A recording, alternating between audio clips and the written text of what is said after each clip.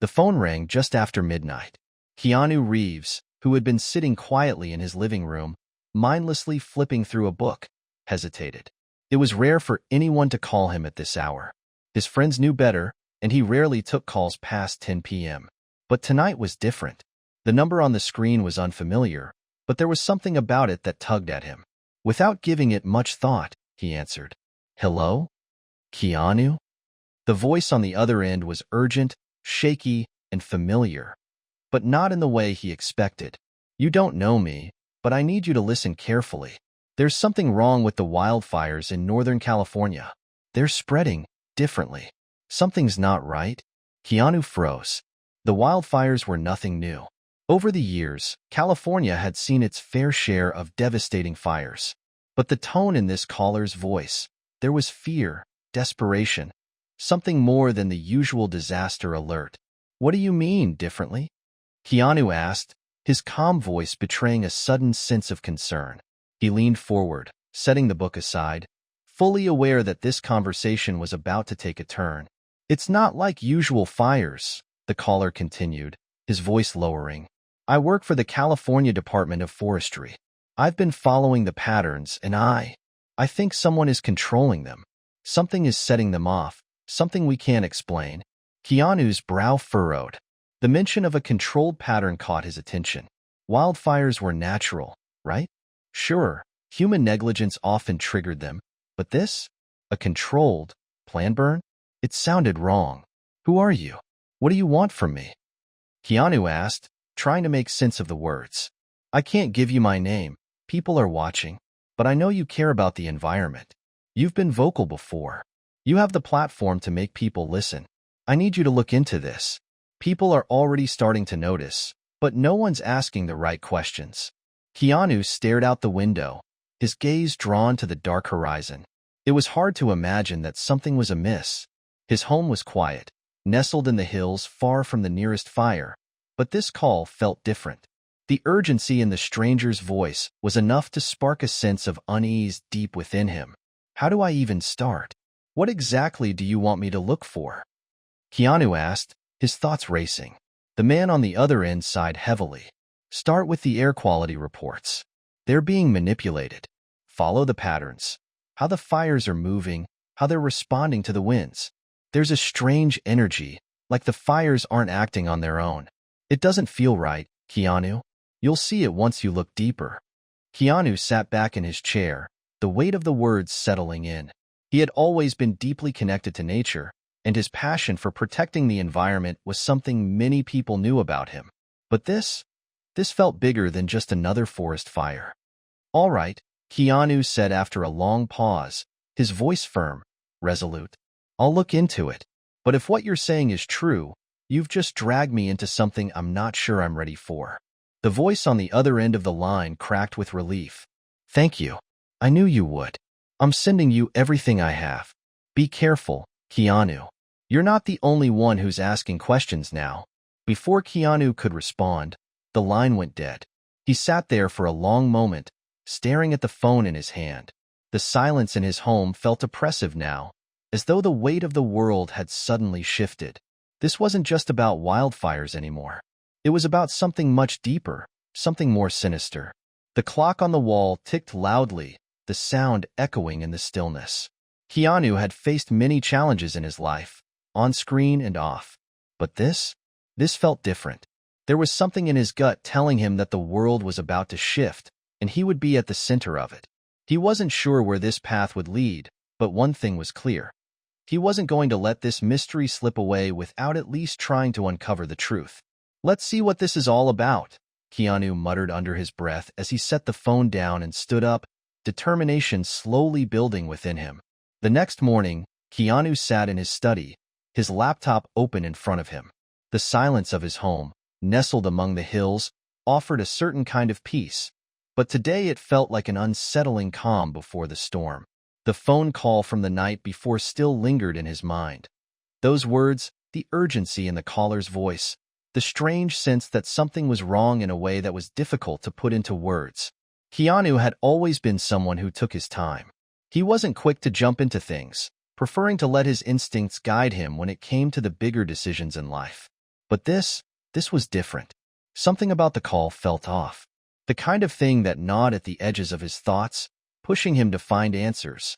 He opened his email, finding the documents the caller had promised. There were weather patterns, wildfire reports, and a series of air quality indexes. But as he scrolled through them, one thing became painfully clear. There was no obvious connection between the data. There were just numbers, statistics, and a series of fires, each one more devastating than the last, but nothing that stood out. Keanu clicked on one of the attached files, a video titled Northern California, Fire Movement Analysis. It was from the man who had called him. The first few minutes were routine. Footage of firefighters battling the flames, helicopters dropping water, communities evacuating. But then, around the 5-minute mark, the footage shifted to something different. The fires weren't just spreading in the typical manner. The video zoomed in on a satellite image, showing how the fire had moved in ways that didn't match the usual patterns. Instead of spreading along the natural topography, following the wind and the dry vegetation, the flames seemed to be almost strategic, traveling in irregular directions, looping back on themselves, and creating small clusters rather than large continuous fronts, as if someone or something was directing their path. Keanu watched the video again, then again. His eyes narrowed. He wasn't an expert in wildfire behavior, but he'd been around long enough to know that fire didn't move this way. This wasn't natural. As he continued to watch, a subtle chill ran down his spine. Something about the video felt deliberate. There was no mention of arson, no claims of sabotage, just a strange, almost imperceptible energy radiating off the footage. He couldn't explain it, but he could feel it. Suddenly, his phone buzzed on the desk, snapping him out of his thoughts. The number was unfamiliar, but he recognized it instantly. It was the same one from the night before. "Keanu," the voice said urgently, without waiting for him to respond. "You saw it, didn't you?" Keanu nodded, even though the caller couldn't see him. "I saw it, but I don't understand. Why is this happening? What is causing the fires to move this way?" There was a pause, and Keanu could hear the man breathing heavily, almost as if he were preparing for something dangerous. "I'm going to send you something else, something that might explain it all. But you need to understand, Keanu, this is bigger than you realize. We're talking about something that's been going on for years, hidden in plain sight." Keanu felt his heart rate increase. He had expected the situation to be bad, but this? Years? Hidden in plain sight? What had he gotten himself into? "Why me?" Keanu asked. "Why are you reaching out to me?" The voice softened, almost apologetically. "Because you've always been someone who cares about the world. You've done more for the environment than most people will ever know. You've built a platform based on honesty, integrity. People listen to you. And right now, we need someone who can make the world hear the truth." Keanu didn't know what to say. The weight of responsibility was settling in, but it didn't scare him. It felt right, like a strange sense of purpose he had been searching for, even without knowing it. "All right," Keanu finally said, his voice steady. "Send me what you have. But I need to know what I'm walking into here. Who's behind this? Why are they doing this?" "I'll explain everything," the caller promised. "But you have to be careful, Keanu. There are people who don't want this to come out. People who will do anything to stop you." The line went silent for a moment, and Keanu wondered if the man had hung up. But then he heard a faint click as another email arrived in his inbox. It was a single document titled "The Hidden Hand Behind the Flames," a case study. Keanu clicked it open, his mind racing. What he saw sent a shock of disbelief through him. The document outlined the involvement of several powerful corporations, entities he recognized from years of industry news, connected to the rise in fire intensity and frequency in California. But it wasn't just about business interests. The document implied that these companies had been testing unreported, dangerous technologies that interacted with the environment in unpredictable ways. Keanu's mind whirled. This couldn't be real. He scanned the document again, looking for holes, but the evidence was staggering. From satellite data to leaked memos, it painted a terrifying picture. And buried within the report were references to an initiative that no one had heard of, one that claimed to be about climate control, but sounded much more like an experimental program that had gone terribly wrong. Keanu? The voice returned, more frantic now. Do you understand what this means? We're not dealing with a series of accidents. We're talking about something being engineered, manipulated. We need to stop them before it gets worse. Keanu felt his pulse quicken. This was no longer about investigating fires. It was about exposing a conspiracy that could change everything. A conspiracy with the power to devastate entire ecosystems, communities, and the future of the planet itself. Yeah, Keanu muttered to himself, his eyes scanning the screen once more. I get it, and I'm not backing down. Keanu spent the next few days digging deeper into the documents the anonymous caller had sent him. Each new revelation seemed to pull him further down a rabbit hole, and the more he uncovered, the more the pieces began to fall into place. What had initially seemed like a simple inquiry into wildfire patterns was quickly turning into something much more complicated and far more dangerous. As he sifted through reports on past fires, satellite imagery, and weather patterns, Keanu began to notice a strange consistency in the data. The fires weren't just following the natural course dictated by winds and terrain. They seemed to be manipulated, pushed in certain directions, amplified by factors that shouldn't have been there. The first major breakthrough came when he reviewed a detailed map of fire spread over the past decade. Keanu's eyes traced the path of one particular fire, the Camp Fire, which had devastated Paradise in 2018. He had followed the disaster closely at the time, but he had never seen this level of detail before. The fire's movement was inconsistent with typical wildfire behavior. It started in a small area, but jumped across miles of land with unsettling speed. And then, there were pockets of land that the fire simply skipped, areas that, according to the terrain and vegetation, should have been consumed by the blaze. Keanu zoomed in on these anomalies, tracing the path of each fire, comparing them to weather reports, wind speed data, and topographical maps. What stood out was that the fires often seemed to avoid specific areas, sometimes skipping over miles of dense forest, only to jump to another section of land at a later stage. It was as though the fires were being steered. He pulled up several more satellite images, this time of wildfires from the previous year. The patterns were even more obvious. Some areas burned with unnatural precision, while others remained untouched. It was too perfect to be coincidence. Keanu felt the first real sense of dread. Who's doing this? He muttered aloud to himself. That was the question. Who stood to gain from such a widespread, devastating disaster? Keanu wasn't just looking at natural fires anymore. He was looking at something carefully constructed, something deliberate. The feeling gnawed at him, and for the first time, he felt the gravity of the situation. This wasn't just about forest preservation. This was about power, control, and manipulation. A knock on his door broke his thoughts. Keanu stood up quickly, the weight of the investigation pulling his mind in several directions at once. When he opened the door, he was greeted by his longtime friend and environmental journalist, Emily. I brought coffee, she said, holding up 2 large cups. She gave him a warm smile, but Keanu could see the worry in her eyes. Thanks, I could use some, he replied, stepping aside to let her in. Emily had been a close friend for years, and while they didn't always see eye to eye on everything, there was no one Keanu trusted more when it came to matters of environmental justice. If anyone could help him make sense of this, it was her. She handed him a cup and sat down at the table, her eyes immediately scanning the papers scattered across it. What's going on, Keanu? I've never seen you so distracted. Keanu took a sip of the coffee, his mind still spinning with the data.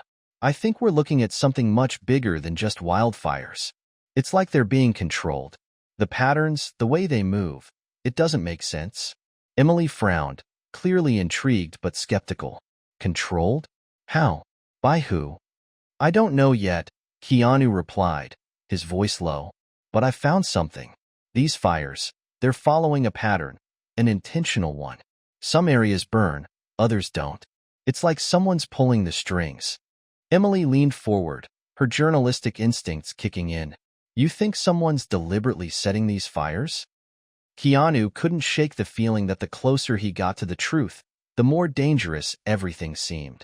He sat in the quiet of his home, staring at the files scattered around him, each piece of evidence pulling him deeper into a web of manipulation, secrecy, and corporate greed. The discovery of Phoenix Fire Technologies had felt like a breakthrough, too much of a breakthrough. He ran his fingers through his hair, trying to process the implications of what he had found. Phoenix Fire Technologies wasn't just some experimental program for fire prevention. It was a corporation-backed initiative with the power to alter the very nature of fire itself. They weren't simply trying to control the flames, they were attempting to direct them, to harness fire like an untamed resource. But the hidden clause in the document suggested something even darker, that the technology could be used not for prevention, but for manipulation, to set fires with precision and power that went far beyond natural occurrences. It was a thought that made his stomach twist. The idea that something as destructive as fire could be controlled, used for profit or political gain. It was too horrific to fully grasp. But it was becoming more and more clear that what he was uncovering was a conspiracy that stretched across borders, governments, and the very fabric of society. Keanu's phone buzzed, pulling him out of his thoughts. He picked it up without looking, his eyes scanning the documents in front of him. "It's me," Emily's voice crackled on the other end. "I've got something." His heart skipped a beat. "What do you have?" "I reached out to a source who works in the tech industry. They gave me some information, off the record of course, but it might give us a way to link Phoenix Fire Technologies to some of the major wildfires over the last 5 years. Keanu sat up straighter. "What kind of information?" "It's not public yet, but there are rumors circulating in tech circles about an unnamed government contract involving fire manipulation technology. The details are classified, but the source says that the project's budget has been significantly higher than what's been officially reported. And get this, there's a connection to a private company that's already been involved in wildfire control, but now they're branching into more experimental territories. They've been working on technology that could literally create firestorms where they want them." Keanu's pulse quickened. "You're saying they're using these technologies to start fires?" "I'm saying they could. The project could be manipulating fire to cause large-scale destruction, controlled destruction, and the government's been turning a blind eye. It's the kind of thing that wouldn't just be disastrous, it could be a weapon. Whoever's behind it could be using fire for more than just natural disaster control." Keanu felt a chill run through him. This wasn't just an environmental issue anymore. It was something much bigger, far more sinister. The more he thought about it, the more he realized the power that fire held, not just as a natural force, but as a tool for destruction, for control. And now, it was being weaponized. "So what's the next step?" he asked, his voice firm. "Look into the company behind this contract," Emily replied. "I've already sent you a few leads. They're not hard to trace, but you'll need to dig deeper into the corporate connections. These people are experts at covering their tracks, but there's always a trail." Keanu nodded, setting the phone down. He was already on edge, and this new layer of the investigation was only deepening the pit of unease in his stomach. But Emily was right. The clock was ticking. The longer this conspiracy remained hidden, the more dangerous it would become. He needed answers, and he needed them fast. Keanu spent the next few hours combing through the corporate leads Emily had sent him. One name kept resurfacing: Tempest Solutions. On the surface, it appeared to be a small, relatively obscure company focused on innovative disaster response technologies. But as Keanu dug deeper, he uncovered ties to both Phoenix Fire Technologies and several government defense contractors, including a disturbing connection to military research on controlled fires for use in combat zones. The more he read, the more the pieces began to fit together. Tempest Solutions had been receiving funding from the Department of Defense for years, under the guise of wildfire mitigation and environmental protection. But the true purpose of the funding seemed to be far more insidious. The company had developed cutting-edge fire management technologies, including drones capable of deploying targeted incendiary devices and satellites that could direct and control firestorms with an alarming level of precision. Keanu felt the weight of the situation pressing down on him. This was no longer about protecting the environment. It was about controlling it, about turning nature itself into a weapon. He wondered how many other projects like this were out there, operating under the radar, and what would happen if these technologies fell into the wrong hands. As he continued his research, Keanu stumbled upon something even more unsettling. Tempest Solutions had been conducting trials in isolated regions, intentionally setting fires in remote areas to test their new technology. The test results were troubling. There were reports of fires that spread unnaturally, moving in ways that should have been impossible given the weather conditions. But the most damning part? These tests were carried out with little oversight. There were no public reports, no accountability. The fires were contained, but no one asked the crucial question. Why?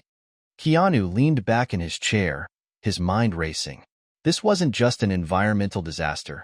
It was an intentional act of manipulation, a corporate-driven experiment that had spun wildly out of control. And it was only getting worse. Just as he was about to dig deeper into Tempest Solutions, his phone rang again. It was Emily. "Keanu," she said, her voice urgent. "I've got news. We've got someone on the inside." Keanu's heart skipped a beat. Who? A whistleblower. Someone who used to work for Tempest Solutions. They're ready to talk, but they're scared. This is bigger than we thought. We need to move fast. Keanu took a deep breath. It felt like the walls were closing in on him. But this was the break he needed. Set up a meeting. "I'm on my way." Keanu's heart was pounding as he drove toward the meeting location Emily had set up. It was a small cafe tucked away on a quiet street corner, far from the prying eyes of the public. Emily had told him to be discreet, and the last thing he needed was to draw attention to this investigation. The stakes were too high, and the closer he got to the truth, the more dangerous it became. As he pulled into the parking lot, Keanu felt the familiar unease settle over him. He knew the risk he was taking. Getting involved in this kind of story could destroy lives, and not just his. People would do anything to protect the secrets they had buried. And with the kind of power and resources Tempest Solutions had, Keanu understood just how much danger he was walking into. He parked the car and walked into the cafe, where Emily was already sitting in a booth at the back. She looked up as he approached, her face a mix of concern and resolve. "He's here," she said, glancing toward the door. Keanu nodded and slid into the booth across from her. The man sitting next to her looked like someone who had been through far more than he was willing to share. His face was drawn, his hands fidgeting nervously with a cup of coffee, his eyes darting around the room as if expecting someone to jump out from behind the walls. "Keanu, this is David," Emily introduced. "He used to work at Tempest Solutions. He's the one with the inside info." David gave Keanu a tight nod, but didn't say anything right away. His eyes lingered on Keanu, studying him for a moment, as if trying to gauge whether he could trust him. After a long, heavy silence, David finally spoke, his voice barely above a whisper. "I shouldn't even be here," he said, his eyes flicking nervously to the door once again. "This is dangerous. What you're asking about, it's not just some corporate blunder. This is bigger than anything you can imagine." Keanu leaned in, keeping his voice low and calm. "David, I need to know what's going on. Why are they using fire like this? What's the purpose behind it?" David ran a hand through his hair, taking a deep breath before continuing. "I don't know all the details. I wasn't part of the core team that developed the technology. But I can tell you this much. Tempest Solutions is working with military contractors, and they've been developing fire-based weaponry for years. They've been testing it in remote locations, controlling fires with precision. But the real problem, the real issue, is that they've been using these firestorms as a cover for something much darker." Keanu felt a cold rush of realization. "What do you mean, a cover?" David looked over his shoulder again before continuing, his voice barely audible. "I don't know if you've heard of the Phoenix Project, but it's not about fire prevention. It's about creating controlled chaos. The fires are being set to cover up illegal activities, everything from testing biological agents to disrupting economies. They've been using firestorms to mask their true operations. They're creating distractions to carry out something far worse." Keanu's mind raced as he processed David's words. So these fires aren't just accidents? They're deliberate, used as a smokescreen for other operations? David nodded grimly. "Exactly. They start the fires, let them rage, and while the world is focused on the destruction, they slip in and out of affected areas, carrying out their real objectives. No one looks too closely when entire towns are evacuated, or when the media is focused on the devastation. But if you look at the places where the fires are worst, you'll find something else going on, something they don't want the public to know." Keanu leaned forward, his voice urgent. "What is it they're hiding? What's the connection between Phoenix Fire Technologies and the fires? David hesitated, as if weighing whether or not to continue. He glanced nervously at the other patrons in the cafe, but the room was mostly empty. Finally, he spoke in a near whisper. They're experimenting with ways to alter fire itself. I mean, not just controlling it. They're trying to change how fire behaves, how it interacts with the environment. The technology they've developed can make fire do things that no one thought were possible, like making it spread in unpredictable ways, or even keeping it from spreading in certain areas when they want it to stop. It's not just about stopping wildfires. It's about controlling nature itself. And the worst part? They're testing these technologies in real-world scenarios. The fires you've been seeing? They're the result of their experiments. And they've been covering up their tracks by creating more chaos with every fire. Keanu's stomach turned as he processed the magnitude of what David was saying. This was no longer just about wildfires. It was about the manipulation of nature itself, about controlling one of the most primal forces known to man. It was science fiction brought to terrifying life. But there was something even darker looming in the back of Keanu's mind. If Tempest Solutions had been experimenting with fire this way for years, then it wasn't just wildfires they had been manipulating. They had been hiding their real objectives under the cover of these disasters. Keanu turned to Emily, his eyes wide. This is bigger than we thought. This goes beyond corporate greed. This is a full-scale operation. They've been using fire as a weapon, both literally and figuratively. David looked down at his hands, his face pale. You have no idea how deep this goes. There are people who will do anything to keep this quiet. If they find out I'm talking to you, I'm done. Keanu's voice dropped to a whisper, filled with resolve. We'll protect you, David, but we need to know everything. We need to take this public. People need to know what's really going on. David shook his head slowly. You don't understand. If this gets out, if people find out the truth about Tempest Solutions, about the Phoenix Project, it's going to shake the very foundation of everything we think we know. And they will stop at nothing to make sure you, and anyone else who knows the truth, disappears. Keanu knew David was right. The closer he got to exposing this conspiracy, the more dangerous it would become. Not just for him, but for everyone involved. But it didn't matter. This wasn't just about a story. This was about exposing the truth, no matter the cost. Keanu stood up, his mind already planning the next steps. We're going to bring this into the light. We won't let them hide it anymore. David stood up quickly, grabbing Keanu's arm with a look of panic. No, you can't. You have no idea what you're up against. If they find out... But Keanu pulled away, determination setting in. I'm already in, and I'm not backing down. The battle for the truth was just beginning. Keanu could feel the weight of the world on his shoulders as he left the cafe, his mind racing with the new information David had given him. The deeper he got into this investigation, the more dangerous it became. He had known from the beginning that uncovering the truth behind the wildfires would come with a price, but now it felt like the cost was rising by the second. David's warning echoed in his mind as he walked to his car. If they find out you're digging into this, you're done. The truth was starting to surface, but Keanu could already sense the walls closing in around him. If he wasn't careful, it wouldn't just be his career at risk, it would be his life. The drive back to his apartment felt longer than usual, each passing minute stretching out, as if the universe was trying to buy him time to reconsider. But Keanu wasn't going to back down. He couldn't. He had come too far, and the magnitude of the story only grew more unsettling with each new revelation. Tempest Solutions and Phoenix Fire Technologies were not just playing with fire, they were playing with lives. Keanu parked his car and walked into his apartment, feeling the weight of exhaustion settle into his bones. He knew he needed to plan his next move carefully. The whistleblower, David, had given him the ammunition he needed, but the risks were exponentially higher now. Keanu needed allies, people who could help him connect the dots and verify everything David had said. But who could he trust? Emily was a solid ally, but the danger had reached a point where even she could become a target.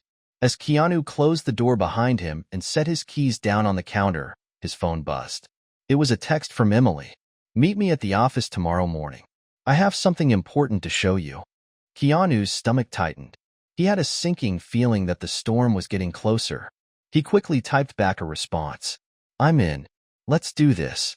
The next morning, he met Emily at her office, a small but bustling space in the heart of the city. The air inside felt charged with anticipation as Keanu walked in. Emily was already at her desk, papers scattered around her like a battlefield.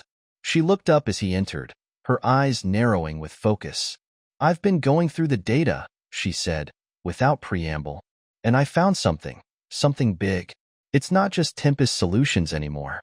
There are connections I didn't expect." Keanu leaned in, his heart rate quickening. "What did you find?"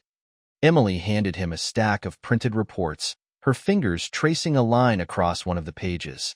"It's all tied to government contracts. The Phoenix Project isn't just about fire. It's about weaponizing fire for use in military operations. And it's not just the Department of Defense that's involved." Keanu felt his chest tighten. Who else is involved? Several international partners. Countries that have been part of global coalitions on disaster relief. What started as a humanitarian project has morphed into something else entirely. Fire manipulation technology is now a part of military strategy, and not just for defense. This technology could be used to control enemy forces, disrupt infrastructure, and create massive distractions. Tempest Solutions is at the center of it, but there are bigger players behind them. Keanu felt a cold shiver run down his spine. Bigger players? Who? Emily tapped the table, her expression grim. "I'm still working on it, but I've traced some of the funding to international arms dealers and private security firms with ties to major defense contractors. The kind of firms that have access to unlimited resources. If they wanted to manipulate fire in a war zone, disrupt entire cities, choke supply chains, and create mass panic, this technology would be their dream weapon." Keanu could barely breathe. His mind raced as he tried to make sense of everything. So they've been using wildfires, disasters, to test this tech for military applications? Exactly, Emily confirmed. And now that the technology is refined, they're ready to deploy it on a larger scale. What we've been seeing with the wildfires, it's just the beginning. They're testing the limits of what they can do, and no one is stopping them. Keanu felt the enormity of the situation settle in his chest. This wasn't just about a few bad actors. It was a global conspiracy, a covert operation using fire as a weapon, and it was being tested on the very people who were supposed to be protected from it. "This is bigger than we thought," Keanu said quietly. "And the clock is ticking." Emily nodded, her face set in determination. "We need to move fast. If we don't expose this soon, they'll have full control. The world will never know the truth." Just as she spoke, Keanu's phone buzzed again. He glanced at the screen, his stomach dropping. It was an email from an unknown sender. The subject line read, "They know you're looking. Be careful." His hands shook as he opened the email. The message was short and chilling. "Keanu, you're too close. Stay out of this if you know what's good for you. The fires are just the beginning. If you keep pushing, we'll make sure your next investigation is your last." Keanu felt a cold sweat form on the back of his neck. Someone was watching him. Someone powerful. He quickly forwarded the email to Emily, who read it over his shoulder. "It's happening. They're on to us." Keanu clenched his fists. "We can't stop now. We can't let them intimidate us. We have the evidence. We have the truth. And we're going to expose it." Emily looked at him, eyes wide with concern. "But Keanu, how far are you willing to go?" He took a deep breath, his mind made up. "As far as it takes. We have to stop them." As the gravity of the situation pressed in on them, Keanu knew that there was no turning back now. The fight for the truth had become a race against time, and the forces they were up against were far more dangerous than he had ever imagined. The next step was clear. They would expose the conspiracy, no matter the cost. Keanu stood at the edge of his apartment window, staring out at the city below. The skyline had always brought him a sense of comfort, a familiar view, the hum of life beneath him. But tonight, it felt different. The weight of everything he had learned pressed down on him like a heavy storm cloud, threatening to break at any moment. The email, the warnings. It was clear now that someone, somewhere, didn't want the truth to get out, and they were willing to do whatever it took to keep it hidden. As the moonlight filtered through the blinds, Keanu's phone buzzed again. He glanced at the screen, seeing Emily's name flash up. "We've got a lead." Meet me at the underground lab in 30 minutes. This could be the break we've been waiting for. Keanu felt a spark of hope in his chest, but it was quickly smothered by the realization of what meeting Emily meant. The deeper they dug into this conspiracy, the more dangerous it became. This wasn't just about fires anymore. It was about exposing a global network willing to manipulate fire as a weapon. And if they had any inkling of what Keanu and Emily were planning, they would stop at nothing to silence them. He quickly grabbed his jacket and car keys, steeling himself for what was to come. He couldn't let fear control him. Not now, not when they were so close. This was the moment that could bring everything crashing down. Or it could be the key to finally taking down the powerful forces behind Phoenix Fire Technologies and Tempest Solutions. The underground lab Emily had mentioned was located in a warehouse district on the outskirts of town. It wasn't a place people typically ventured unless they had a specific reason. Keanu had been there once before, but never under these circumstances. His gut twisted as he drove through the narrow streets, the city lights fading into the background as he got closer to the location. When he arrived, Emily was already waiting outside the large, nondescript building. She looked uneasy but determined, her face shadowed by the weight of their mission. "This place is off the radar," she said as Keanu stepped out of his car. "It's a tech lab, supposedly used for research and development on fire prevention. But we've traced some of the funding here, and I think it's where they've been testing the advanced fire manipulation technology." Keanu nodded. "Let's get in, find what we need, and get out. We're running out of time." The building was eerily quiet, the kind of silence that suggested something was off. They approached a side door that led to a back entrance. Emily used a keycard she had acquired from a contact within the tech industry to get them past the security system. Inside, the lab smelled sterile, like the inside of a hospital or research facility. But there was an underlying tension in the air, a sense that something dangerous had been brewing behind these walls for far too long. They moved cautiously down the hall, Keanu's senses heightened. He could feel the hairs on the back of his neck stand up as they passed through rows of metal doors, each one potentially hiding a secret far darker than the last.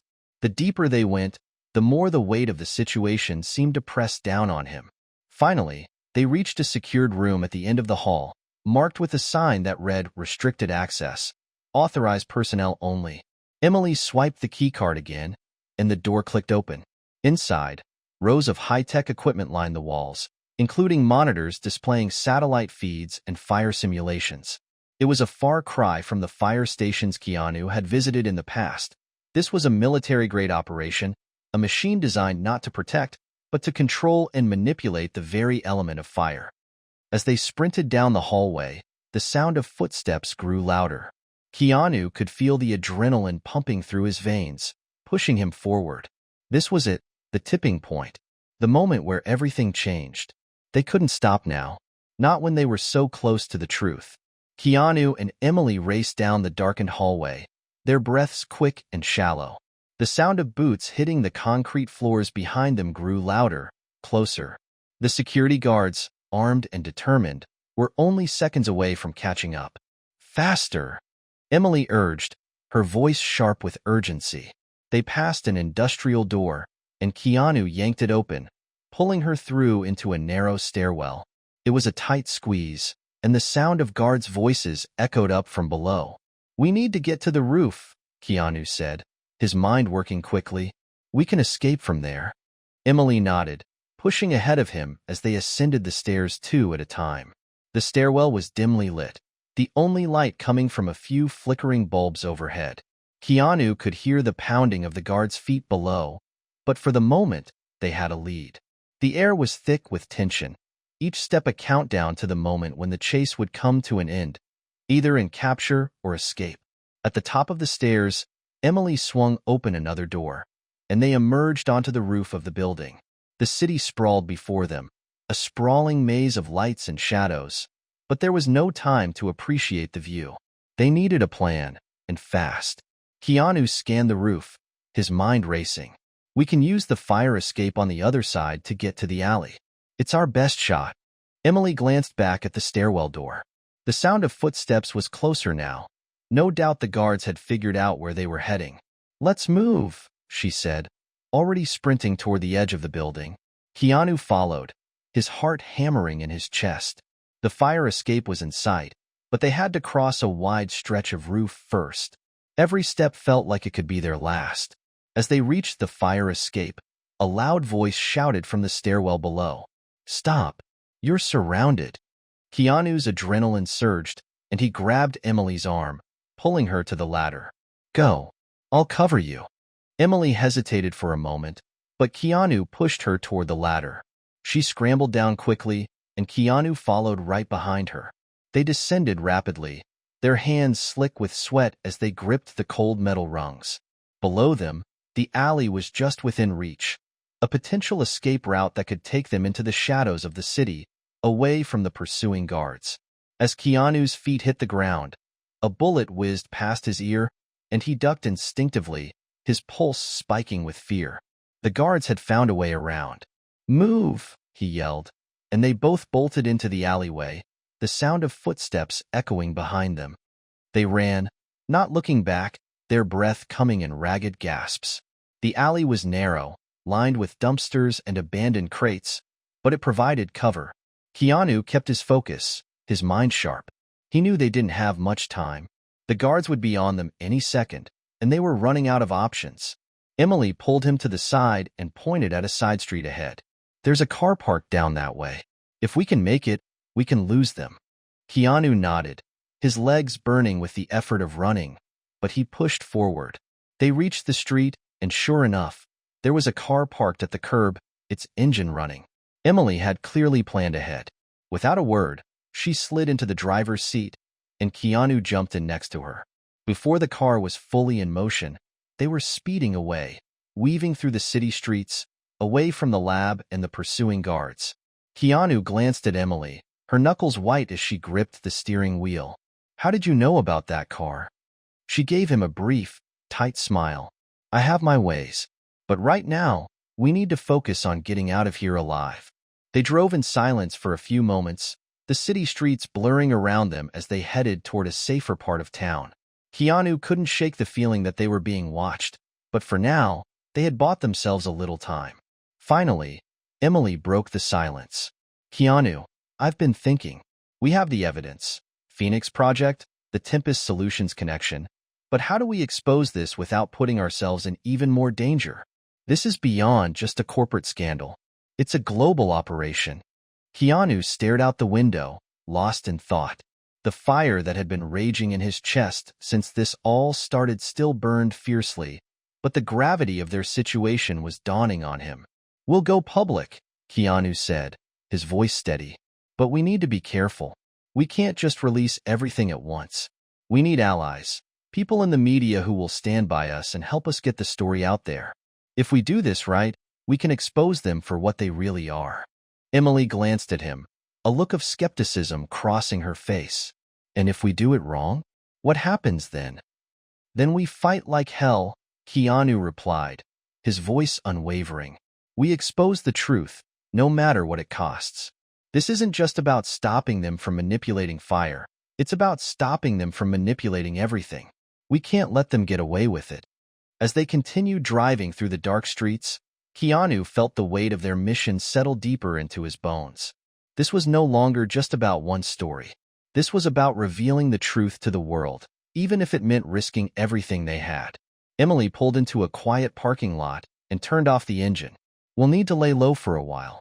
But tomorrow, we start planning how to take this public." Keanu nodded, but his mind was already racing, formulating a strategy. They had the evidence. They had the truth. And now, they just had to survive long enough to make it known. The city was quieter than usual the next morning, a strange stillness hanging in the air. Keanu woke up early, the events of the night before still fresh in his mind. He hadn't slept much, but he didn't need to. Adrenaline still coursed through his veins, sharpening his focus, keeping him alert. His mind was occupied with the next steps, exposing the truth, protecting the evidence, and making sure he and Emily stayed alive long enough to do it.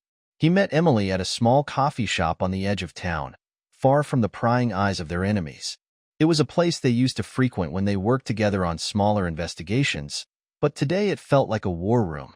Emily was already there when he arrived, her eyes scanning the room as if expecting danger around every corner.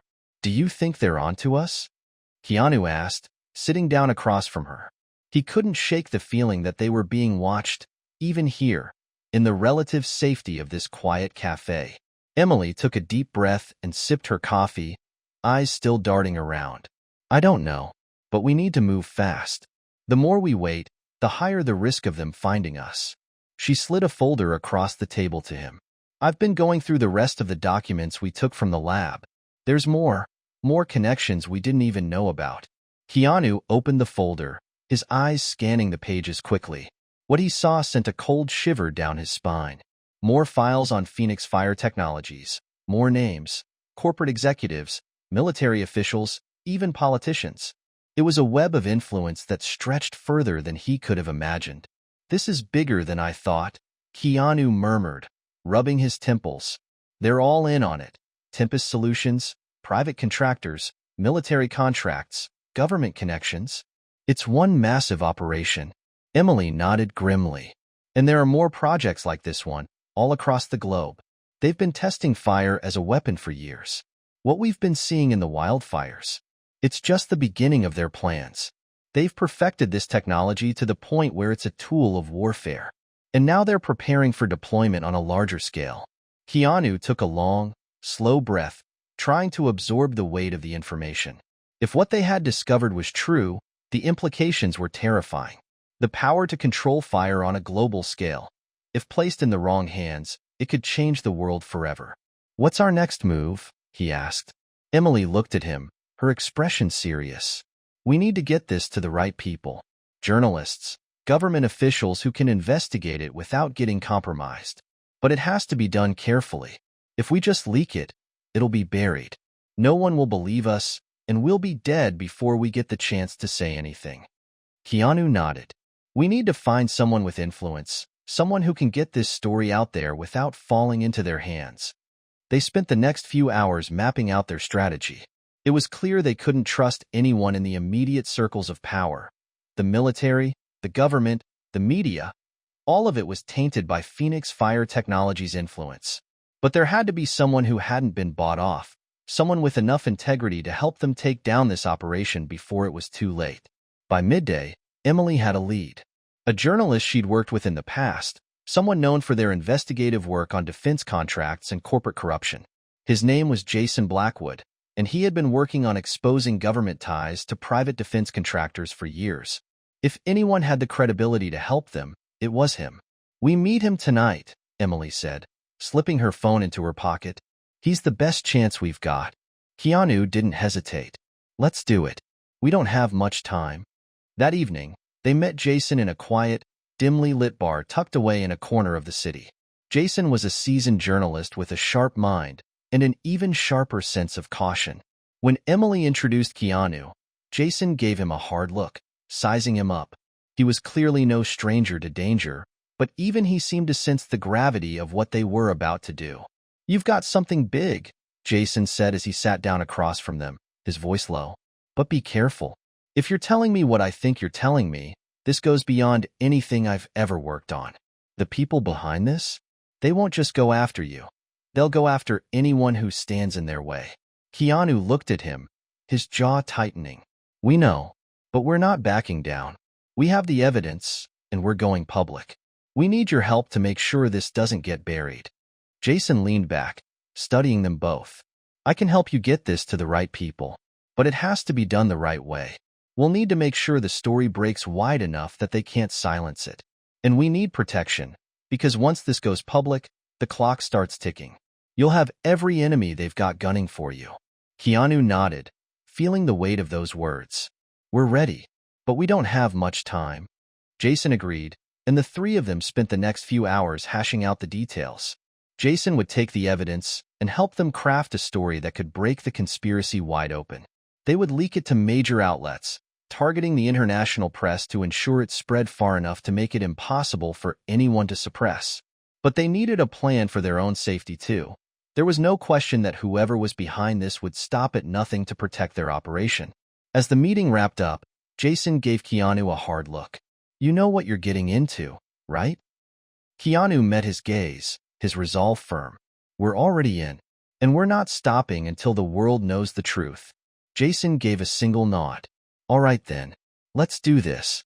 That night, as Keanu and Emily returned to their hideout, he could feel the storm brewing, the impending clash between them and the forces who wanted to silence them. The weight of the evidence they carried was now their greatest weapon, but also their greatest vulnerability. They had set the wheels in motion, but what came next would be a battle for survival. As they prepared for the days ahead, Keanu couldn't shake the feeling that they had crossed a line. There was no going back now, but he also knew that there were some things worth fighting for: truth, justice, and the lives of those who had suffered because of this conspiracy. The calm before the storm was over. It was time for the world to know what Phoenix Fire Technologies and Tempest Solutions had been hiding. The next few days felt like a blur to Keanu and Emily. Every moment was spent preparing for the inevitable fallout from the truth they were about to expose. They had the evidence, the right contacts, and a plan. But now, everything hinged on whether they could survive long enough to see it through. Jason had worked tirelessly, pulling strings, connecting with the most trusted investigative journalists in the world. He told Keanu and Emily that once they released the information, they would have to disappear for a while. It wasn't just about protecting themselves anymore. It was about making sure the story would be told even if they couldn't be around to tell it themselves. Keanu couldn't shake the weight of it all. The wildfires, the manipulated fires, the weapons-grade fire technology. He kept replaying the images from the lab, the satellite feeds of cities burning. He knew that when the story broke, it would send shockwaves across the globe. But that same knowledge made him wonder if it was too late. What if they were already too far gone to stop the people behind this from destroying everything they had worked for? Emily seemed to share the same unease. They were holed up in a small, anonymous apartment, monitoring Jason's progress and doing everything they could to stay off the radar. Keanu's phone had become his lifeline. Every time it buzzed, his heart skipped a beat, always expecting some bad news, some sign that their plan had already been compromised. On the fourth day, they received a message from Jason that made Keanu's blood run cold. It's time. We're going public tomorrow, but we have to be ready. The moment this breaks, they'll come for us. Stay off the grid. I've got your back, but you have to be ready to disappear. Keanu set the phone down slowly, his eyes meeting Emily's. There was no more time for second-guessing. They had done everything they could to get the story out, and now it was up to the world to respond. We have to get moving, Emily said, breaking the silence. Her voice was steady, but Keanu could see the tension in her posture, the readiness in the way she looked toward the door. We need to stay ahead of them. Keanu stood up, nodding. Right. We'll leave tonight, just in case. There's no telling how fast they'll react. That night, they packed their things quickly and quietly, taking only the essentials. The evidence had already been handed over to Jason, and now it was up to him to ensure it went public. Keanu and Emily knew they couldn't stick around much longer. They had to be ready to vanish if things went south. Just before they left the apartment, Keanu received another message from Jason. It was a link to the first story, Phoenix Fire Technologies, and their covert, weaponized fire technology had officially been exposed. The headline read, Firestorm, a global conspiracy to control the weather and the world. Keanu clicked on the link, reading through the chilling details. The story detailed the entire scope of the operation, from the military contracts to the global fire manipulation tests and the millions of dollars in covert funding. It was everything they had uncovered, laid bare for the world to see. But the part that made Keanu's stomach churn was the final paragraph. The corporations behind these fires, Phoenix Fire Technologies and Tempest Solutions, have refused to comment on the allegations, but sources within the military and government have confirmed their involvement in a secret program designed to weaponize fire for control over natural disasters, political unrest, and even warfare. Keanu let out a breath he didn't realize he'd been holding. It was out. There was no taking it back now. We did it, Emily said softly, her voice laced with both relief and tension. Now we wait. Keanu glanced at her, his heart still pounding in his chest. Now we survive. As they made their way out of the apartment, the world outside felt different. The air was thick with uncertainty. They knew that within hours, the story would explode. The pressure of knowing how much was at stake, how many lives could be affected by the truth they had revealed, was almost unbearable. But there was no turning back. They had started this, and now it was time to face the consequences. The next few hours passed in a blur of movement. Keanu and Emily stayed off the grid, using burner phones to stay in touch with Jason and make sure the story was being picked up by more outlets. But in the back of their minds, they couldn't shake the feeling that the storm was closing in. They weren't safe, not yet. Then, the phone rang. Keanu looked at the caller ID. It was Jason. "Keanu," Jason said, his voice strained. "They know. They've already started hunting you." Keanu's stomach dropped. "How fast?" "Faster than we thought." The moment the story went live, their teams moved into action. "They're going after anyone who had access to this. We need to get you out of there now." Keanu turned to Emily, his face a mask of determination. "We've been compromised. They know we're on the run." Emily's eyes widened, but she didn't flinch. "What do we do?" "We follow the plan," Keanu said. "We stick to the plan, and we get out of the city. They won't expect us to disappear off the grid completely." Jason's voice crackled through the phone again. "I've arranged a safe house for you. It's a few hours outside the city. Head there now. Don't stop for anything. I'll contact you again once things settle down." Keanu disconnected the call, stuffing the phone back into his pocket. "We're leaving now. We're not looking back." As they rushed to the car, Keanu couldn't help but feel the weight of the moment. This was no longer just a fight for the truth. It was a fight for survival. They had exposed the conspiracy to the world. But the battle was far from over. The car sped down the winding road, headlights cutting through the darkness ahead. Keanu and Emily remained silent, the weight of what they had just set in motion hanging heavy in the air between them. They had a plan, a safe house, a temporary refuge, but nothing felt safe anymore. The realization that they were being hunted, that the forces they had uncovered were now targeting them, was a constant presence, gnawing at them as they drove further into the unknown. The city was receding behind them, the glow of its lights fading into the night. The road ahead was empty, stretching out like an endless expanse with no end in sight. There was no turning back now. Keanu glanced over at Emily, her face pale, eyes alert and scanning the rearview mirror every few seconds. They had barely spoken since the call from Jason. The adrenaline from the rush of the past few days hadn't worn off yet, but it was quickly being replaced by the gnawing fear of what awaited them. The conspiracy was out in the open now. The world knew about Phoenix Fire Technologies and Tempest Solutions, but did the world care enough to stop it? Or would it all just get buried under layers of political and corporate influence? "Do you think they'll come for us tonight?" Emily asked, her voice barely above a whisper.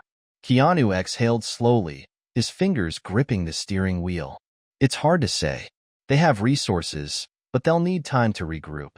We've given them a lot to react to, but they won't rest until they get what they want." Emily nodded, her gaze hardening. "And what they want is us silenced." Keanu glanced at her, the intensity of her words cutting through the tension. "We won't let that happen."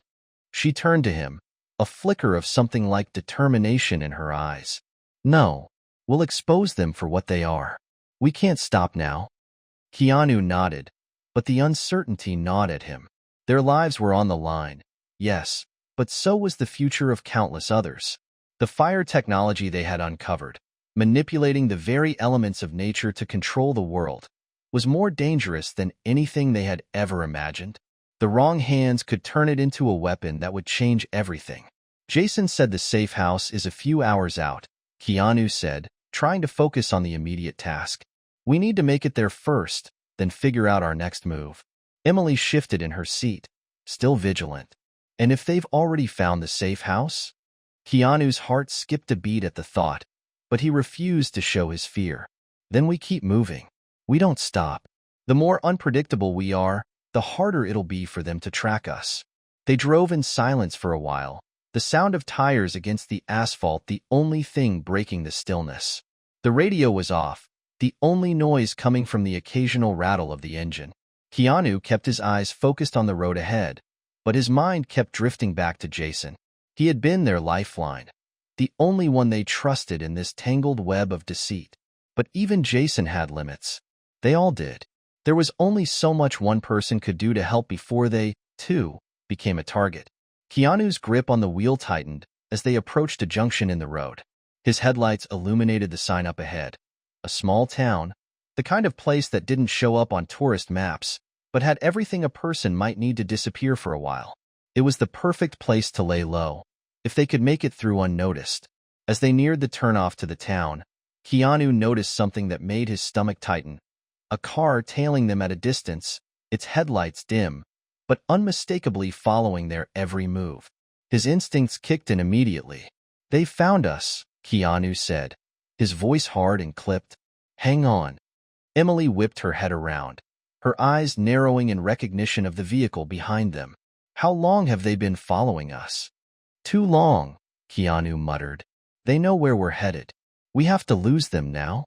He slammed his foot on the accelerator, the car lurching forward as they sped past the turnoff for the town, continuing down the highway. Behind them, the car followed, matching their speed. "They'll catch us if we keep going straight," Emily said, her voice tense. "We need to get off the main road." Keanu scanned the area ahead. There was a dirt road leading off the highway, barely visible in the dark, but it offered the best chance of shaking off their tail. He veered left without a second thought, the car's tires screeching against the gravel as they turned onto the narrow path. The following car hesitated, then sped up, its headlights closing in behind them. "Hold on tight," Keanu muttered, steering the car hard to the right to avoid a sharp bend. They were now on an unpaved road, surrounded by trees and underbrush, with barely enough room to maneuver. Keanu's hands gripped the wheel with a vice-like hold, steering them through the winding path at breakneck speed. "Where are we going?" Emily asked, her voice strained as the car bounced over rocks and uneven ground. "Somewhere they won't find us," Keanu said, though he wasn't entirely sure where that was yet. His instincts were all that guided him now. They needed to lose the tail before it was too late. Behind them, the sound of the pursuing car grew louder, its engine roaring as it picked up speed. Keanu could hear the gravel crunching beneath the tires as the other vehicle fought to keep up. The chase was on. Keanu pushed the pedal to the metal, the car flying over the uneven terrain, narrowly avoiding trees and boulders. The headlights of the other vehicle kept them in their sights, never once wavering.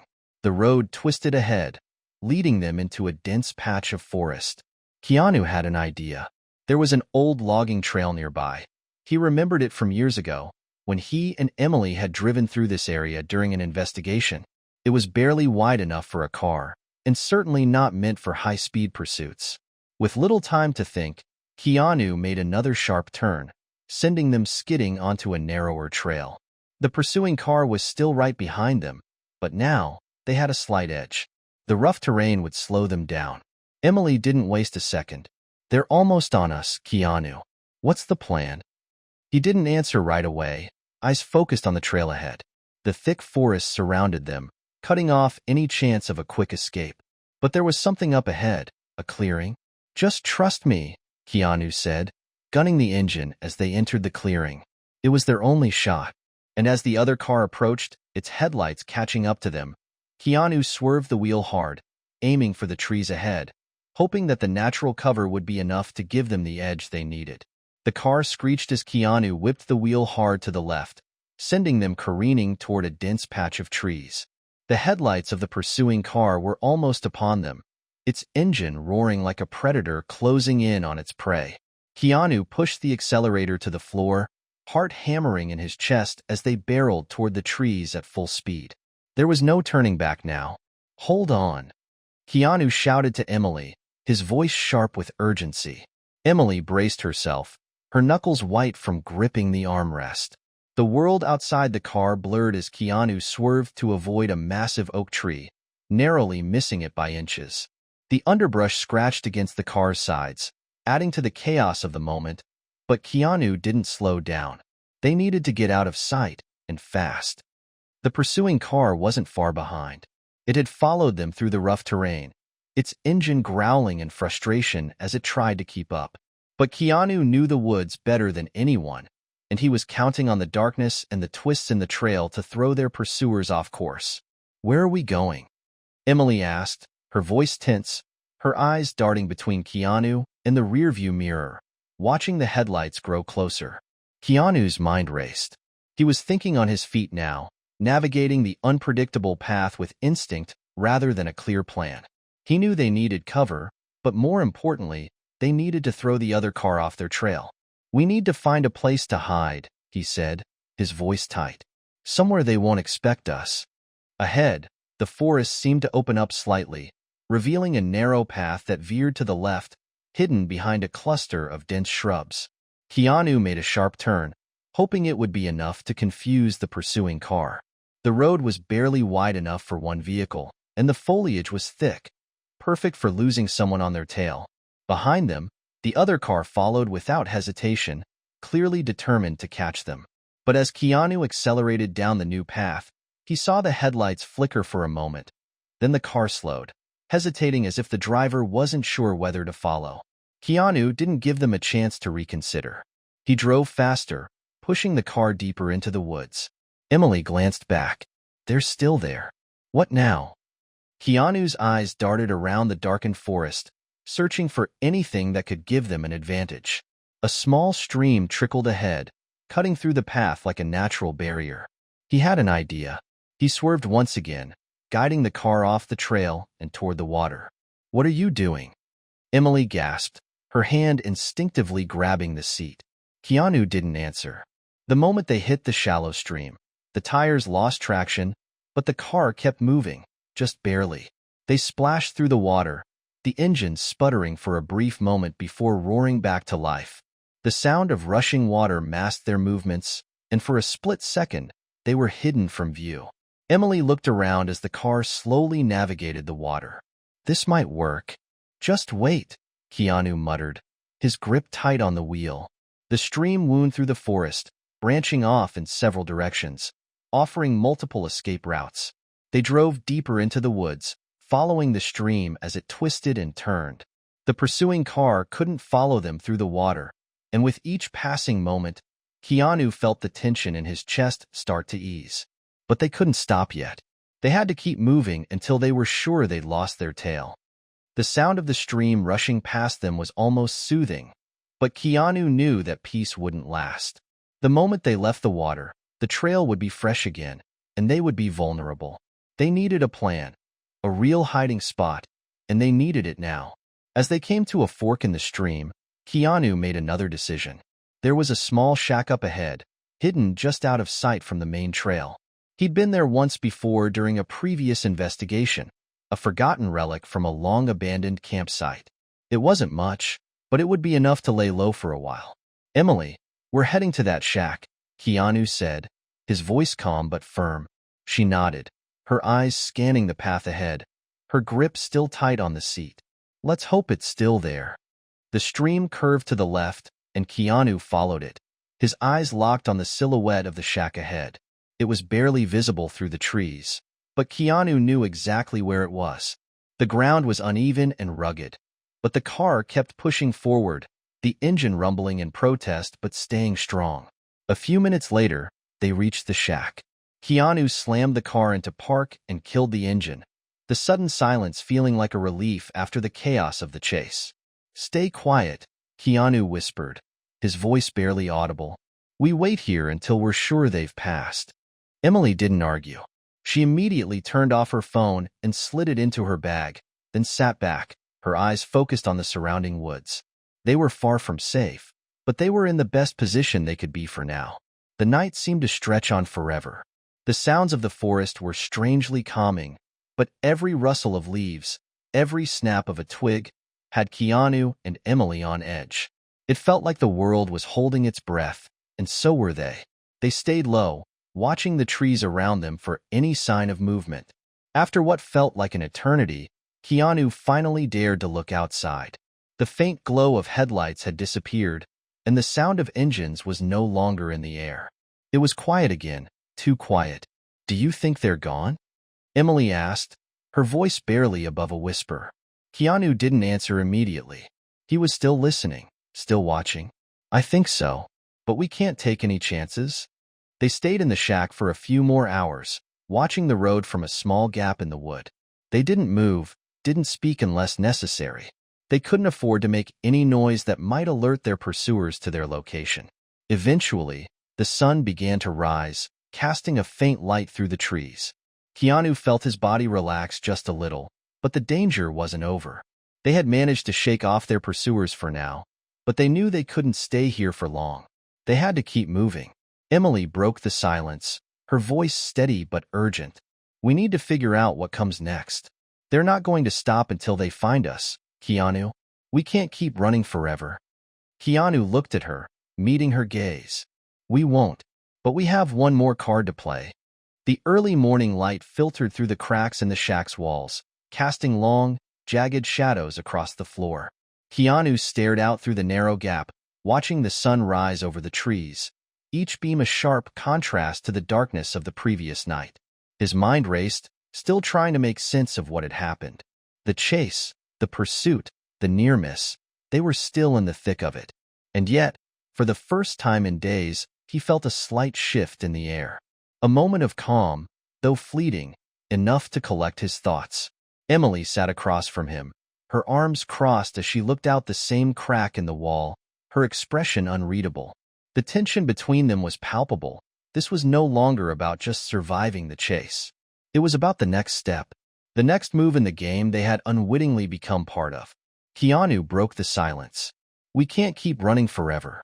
The moment we leave this shack, they'll be on us again. We need a more permanent solution. Emily glanced at him, a knowing look in her eyes. So what do we do? Go back to Jason? Keanu sighed, running a hand through his hair. Jason's resources are limited. The more we rely on him, the more danger we put him in. It's not just us anymore. It's everyone involved in this. He leaned back, his thoughts racing. But we have one option left. Emily raised an eyebrow. And what's that? Keanu's eyes locked onto hers, his expression steely. We go public again. But this time, we go straight to the top. The people who can expose Phoenix fire technologies and Tempest solutions on a global scale. We take the fight to the people who can't be silenced, no matter how much money or power they have. Emily's eyes widened. Are you insane? That's a suicide mission. The government, corporations, hell, even the media. They'll shut us down before we even get close. We'd be dead before we could say a word. Keanu didn't flinch. Maybe, but we can't afford to wait any longer. If we don't act now, we might lose the chance to stop them at all. The longer this goes on, the worse it gets. We can't just sit here hiding. Emily took a deep breath, weighing his words. She had seen the lengths Keanu was willing to go to for the truth. She knew this wasn't just a rash decision. It was his last play, the one that would either end the nightmare or make it far worse. And you think we can do it? Just walk in, make them listen, and hope it all works out? Emily asked, skepticism clear in her voice. Keanu's jaw tightened. We don't have a choice. We use what we have, our evidence, our names, our story. We need someone high enough up the chain to care. The kind of people who can make waves that even Phoenix can't stop. Emily stared at him for a long moment, considering the implications of his words. She knew he was right in some ways. They were running out of options. The story was out, but the world wasn't paying attention. Not yet. She had seen how easily power could sweep things under the rug, how quickly the media could be manipulated. If they didn't push harder, this might fade into the background, and the lives lost would never be accounted for. Who do you have in mind? She asked, her voice softer now, but still laced with wariness. Keanu didn't answer immediately. Instead, he reached into his bag and pulled out a piece of paper, unfolded it, and slid it across the table to her. It was a list of names, dozens of them. Names of high-profile politicians, powerful journalists, international organizations. The kind of people who could amplify their story, who could shine a light so bright on the conspiracy that even the shadowy figures behind the fires would have nowhere to hide. These are people who can make things happen, Keanu said, his voice firm. I've been tracking them for weeks. They have the power, the influence. We just need one of them to listen, to care enough to make it their cause. Emily looked down at the list, her finger tracing the names. Some were familiar faces, news anchors, government officials, renowned activists. Others were less well known but had deep ties to international organizations and think tanks, people with real clout. You really think any of them will listen to us? She asked, her voice skeptical but tinged with hope. Keanu's eyes hardened. If we can get to them in the right way, maybe. But we need to be careful. We can't go to them directly. Not yet. We need to feed them the right information, the right evidence. Something that will make them realize they can't ignore us without consequences. Emily leaned back in her chair, considering the plan. It's risky, but it's the only option we've got. Keanu nodded. Exactly. The silence that followed wasn't peaceful. It was the silence of a decision made. One with no clear outcome, no promise of safety. They both knew it was a gamble, a dangerous one, the kind that could blow up in their faces. But what choice did they have? A few hours later, they were back on the road, the car moving cautiously but steadily through the winding back roads. Keanu had mapped out the most discreet route to a secure location, an unmarked office building on the outskirts of the city, a place where they could make contact with one of the names on the list, someone who was well known for their work with whistleblowers, for exposing the truth at all costs. The tension was palpable as they drove in silence, each lost in their own thoughts. Keanu's grip on the wheel was tight, his jaw set in determination. They had to make this work. The moment they stepped into that office, there would be no turning back. This is it, Keanu muttered, more to himself than to Emily. She looked over at him, a mixture of nervousness and resolve in her eyes. Are you ready for this? Keanu met her gaze, and for a moment, everything else faded away. I don't have a choice. They arrived at the building just as the sun dipped below the horizon, casting the city in a hazy twilight. Keanu parked the car a few blocks away, and they walked the rest of the way, staying in the shadows, blending in with the few pedestrians on the street. The building was unmarked, nothing special at first glance. But Keanu knew better. He had done his homework. Inside, they would find someone who could push their story to the world. They entered through the back, a narrow alleyway that led to an inconspicuous door. Keanu knocked twice, then once more, a coded sequence they had been given. The door opened after a long pause, revealing a woman in her late 40s, her sharp eyes scanning them before she stepped aside to let them in. You're Keanu Reeves, she said, her voice low but unmistakable. And you brought the fire. Keanu stepped inside, nodding grimly. We have everything. We just need you to make sure the world hears it. The door clicked shut behind them, the sound muffled by the thick walls of the unmarked building. Keanu and Emily stood in the dimly lit hallway, their eyes adjusting to the low light. The air inside was cool, sterile even, as though the building itself had been designed to be unnoticed. It was perfect for hiding in plain sight. The woman who had greeted them didn't waste time with pleasantries.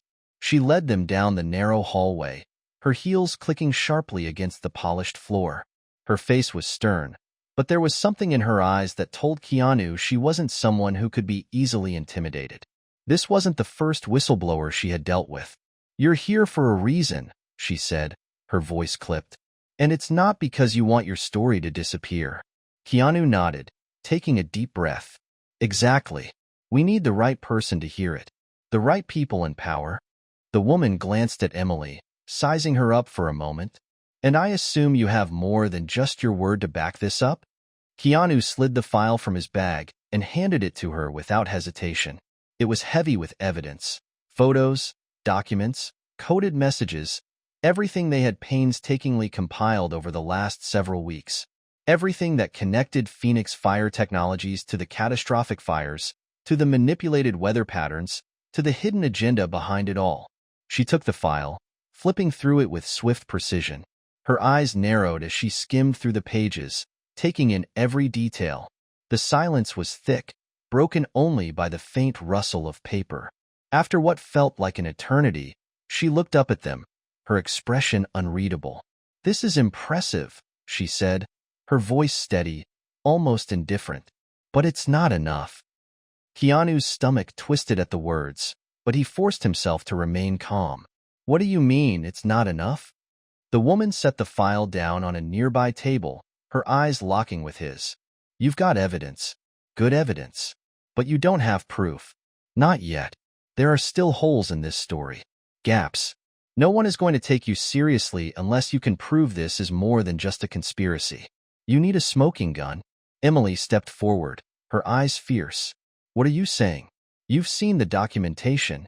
These fires, these deaths, they were orchestrated. Phoenix Fire Technologies was behind it, and Tempest Solutions is just as involved. How much more do you need to see? The woman's gaze softened slightly, but her voice remained firm. You need to show the world how deep this goes. And that means connecting the dots to people who can't be ignored. The ones pulling the strings. The ones in charge. Keanu clenched his jaw, frustration building in his chest. We don't have time for that. Every minute we waste, more lives are at risk. More fires are starting. The woman's expression didn't change, but there was a flicker of understanding in her eyes. You think I don't know that? But this isn't a movie. It's real life. And in real life, you don't just jump straight to the top without showing your work. You have to build the case piece by piece, even when it feels like the world is falling apart. If you want to expose this, you need to find the connection. The one that will bring it all down. Keanu's mind raced. He could feel the urgency growing, the weight of the situation pressing down on him. He was losing patience, but he couldn't afford to. Emily was right. Every moment they wasted could lead to more destruction, more lives lost. But this wasn't just about him anymore. It wasn't about Emily. It was about the bigger picture. What do you want us to do? Keanu asked, his voice low. The woman paused, considering her words carefully. You need to follow the money. Find out who's funding Phoenix Fire Technologies and Tempest Solutions. Track the financial backers, the hidden investments. That's where you'll find the true source of the power. The people who have the most to lose if this comes to light. Keanu didn't say anything at first. The thought of diving even deeper into the heart of the conspiracy made his head spin, but it was clear they didn't have a choice. The clock was ticking. If they were going to expose this, they needed something more concrete. He exchanged a glance with Emily. She looked just as weary as he felt, but there was resolve in her eyes. They had come too far to turn back now. How do we find it? Emily asked, her voice steady despite the tension in the room. The woman picked up the file again, scanning the papers for a moment before flipping to a particular section. There's a contact in here. A former employee of Tempest Solutions. She was involved in their financial dealings before she disappeared. She might know more about where the money is coming from and more about who's pulling the strings behind the scenes. She's your best shot. Keanu took the file back, his fingers brushing over the contact's name. We'll go after her, but we'll need your help to make sure we're not walking into a trap. The woman gave a small nod. I'll give you a head start, but after that, you're on your own. Be careful. If they catch wind of this, they'll do whatever it takes to shut you down. Keanu's resolve hardened. We'll be careful, but we'll be loud too. A few hours later, they were back in the car, heading to the address the woman had given them. Keanu's mind was still reeling from the conversation. They had a lead, finally, but it felt like a step into the unknown. He didn't know what to expect when they reached the contact's location, but he did know one thing. This was their last chance to take down Phoenix Fire Technologies and Tempest Solutions before they could bury the truth for good. Emily sat in the passenger seat, her face a mask of focus. You think we can trust her? She asked, her voice quiet. Keanu didn't look at her. I think she wants to see this end as much as we do. But trust is a luxury we can't afford right now. We take what we can and move forward. Emily nodded, her eyes scanning the road ahead. Let's hope we don't get burned. The car pulled up to a rundown building on the outskirts of the city, its windows dark and uninviting. The neighborhood was quiet, too quiet, as though the streets themselves were holding their breath. Keanu didn't hesitate. He knew that every step they took from here on out was one step closer to the truth, and one step closer to danger. Keanu turned to Emily. Stay sharp. She nodded. They got out of the car and approached the building, their footsteps muffled by the gravel underfoot. This was it, the moment of truth. They were about to confront the very people who had set this nightmare into motion. And this time, they weren't walking away empty-handed. Keanu's heart pounded in his chest as he led Emily toward the entrance of the dilapidated building. The air felt heavy with the weight of the moment, as if the world around them knew that something momentous was about to unfold. Every step they took felt like it echoed, though the street remained eerily quiet. The faint glow of a flickering street lamp cast long shadows over the crumbling sidewalk, the darkness swallowing them whole as they approached the door. Keanu's instincts told him to be cautious, but there was no turning back now. They had already come too far. The lead they had was their last chance, the final thread in unraveling the conspiracy that had already claimed so many lives. He didn't know who they would find on the other side of that door, but he was ready for whatever came next. Emily followed closely behind him, her eyes darting around, alert. "You sure about this place?" she asked, her voice barely above a whisper. Keanu nodded. "This is it. The woman said she'd be here." They reached the door, and Keanu knocked twice, the sound low and deliberate. A few moments later, a small peephole slid open, revealing only a pair of eyes scanning them quickly. The eyes narrowed, assessing. "Keanu Reeves?" a voice asked from behind the door. It was raspy, cautious, the woman they had been told to find. "Yes," Keanu answered. "We need to talk." There was a long pause. The eyes lingered on them for a moment longer before the door creaked open, just wide enough to let them slip inside. The room beyond was dark, the air musty and stale with age. The dim light came from a single bulb hanging from the ceiling, casting harsh shadows across the peeling walls. "Come in," the woman said, her voice more composed now. "But make it quick. I don't have much time." They stepped inside, and the door shut behind them with a soft thud, cutting them off from the outside world. The woman turned to face them fully now. She was in her mid-30s, with dark hair pulled into a tight ponytail and eyes that seemed perpetually wary. Her clothes were plain, utilitarian, as though she had been in hiding for a long time. "I assume you've got something for me," she said bluntly, crossing her arms as she studied them. "And I don't mean a story. I mean proof. Solid evidence that'll make the people at Tempest and Phoenix take a real hit." Keanu took the file from his bag and handed it to her. "Everything we have. Documents, financial statements, photos, connections. If you know how to read between the lines, you'll see the people pulling the strings behind the fires." The woman glanced at the file briefly, but then placed it on the table without opening it. Her gaze remained on Keanu. "So you want to take down Tempest Solutions and Phoenix Fire Technologies? You understand that if this is as big as you say it is, people are going to die. This isn't something you just walk away from." Keanu met her gaze without flinching. "We know what we're up against. We wouldn't be here if we didn't." She studied him for a long moment, her eyes weighing him. "You're either incredibly brave or incredibly foolish, or both." She shook her head. "I don't know what kind of game you're playing, but if you want to make a real impact, you need more than just this." She tapped the file with her finger. "This is a good start, but it's not enough to break them. Not yet." Emily's impatience bubbled to the surface. "What are you talking about? What more do you want?" The woman gestured to the room around them. "You don't get it, do you? Tempest has more power than you think. The people behind it, hell, the people behind all of it, they're not just interested in making money. They're interested in controlling everything. The fires are just the beginning. If you want to stop them, you need something more than just this pile of documents." Keanu felt a growing sense of frustration, but he held his composure. "What do you suggest?" The woman hesitated for a second, then stepped toward them, her voice dropping to a near whisper. "There's a project they've been working on. A new one. It's still in the testing phase, but it's dangerous. If it works, it could change everything.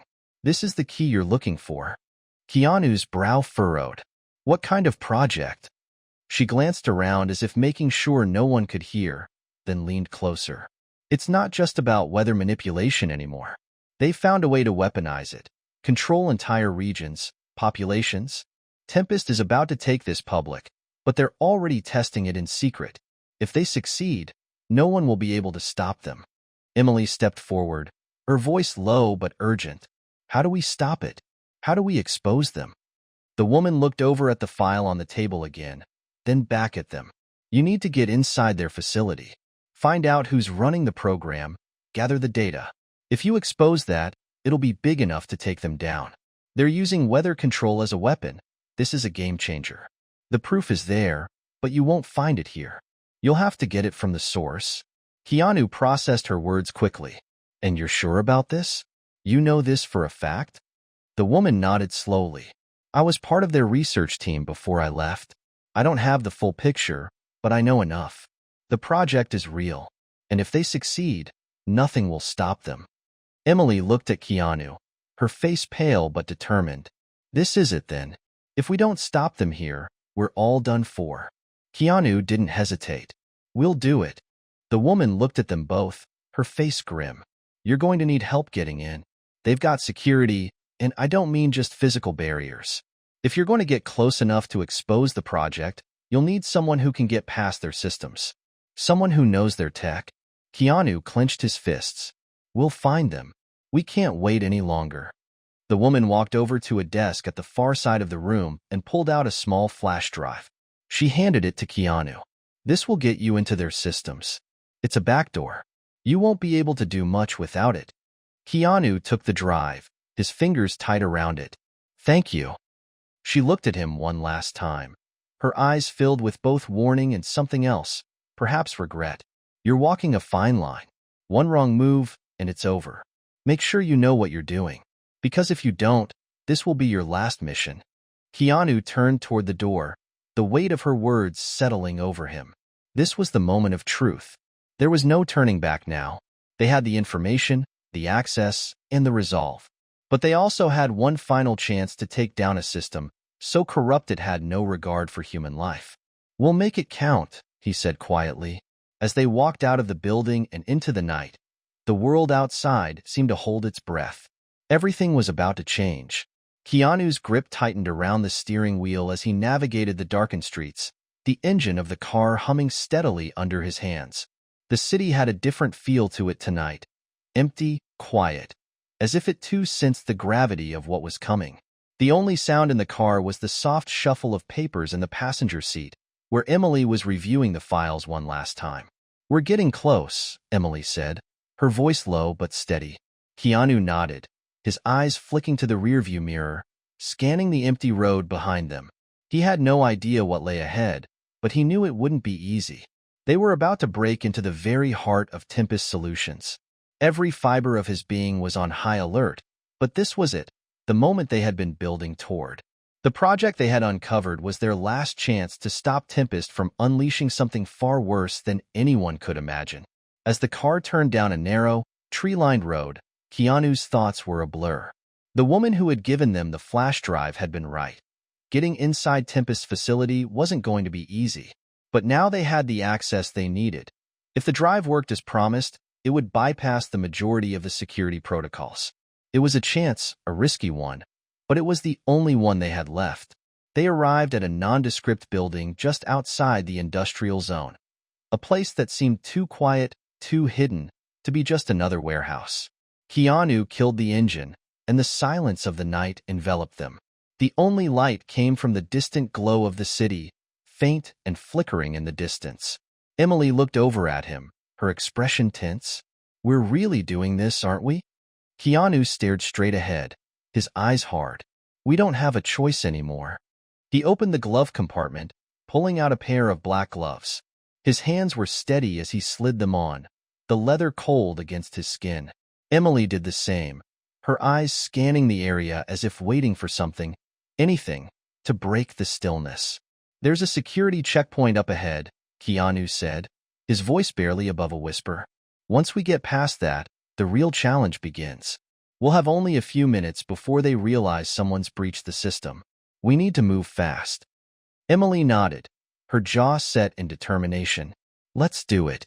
They got out of the car, moving swiftly and silently toward the facility's back entrance.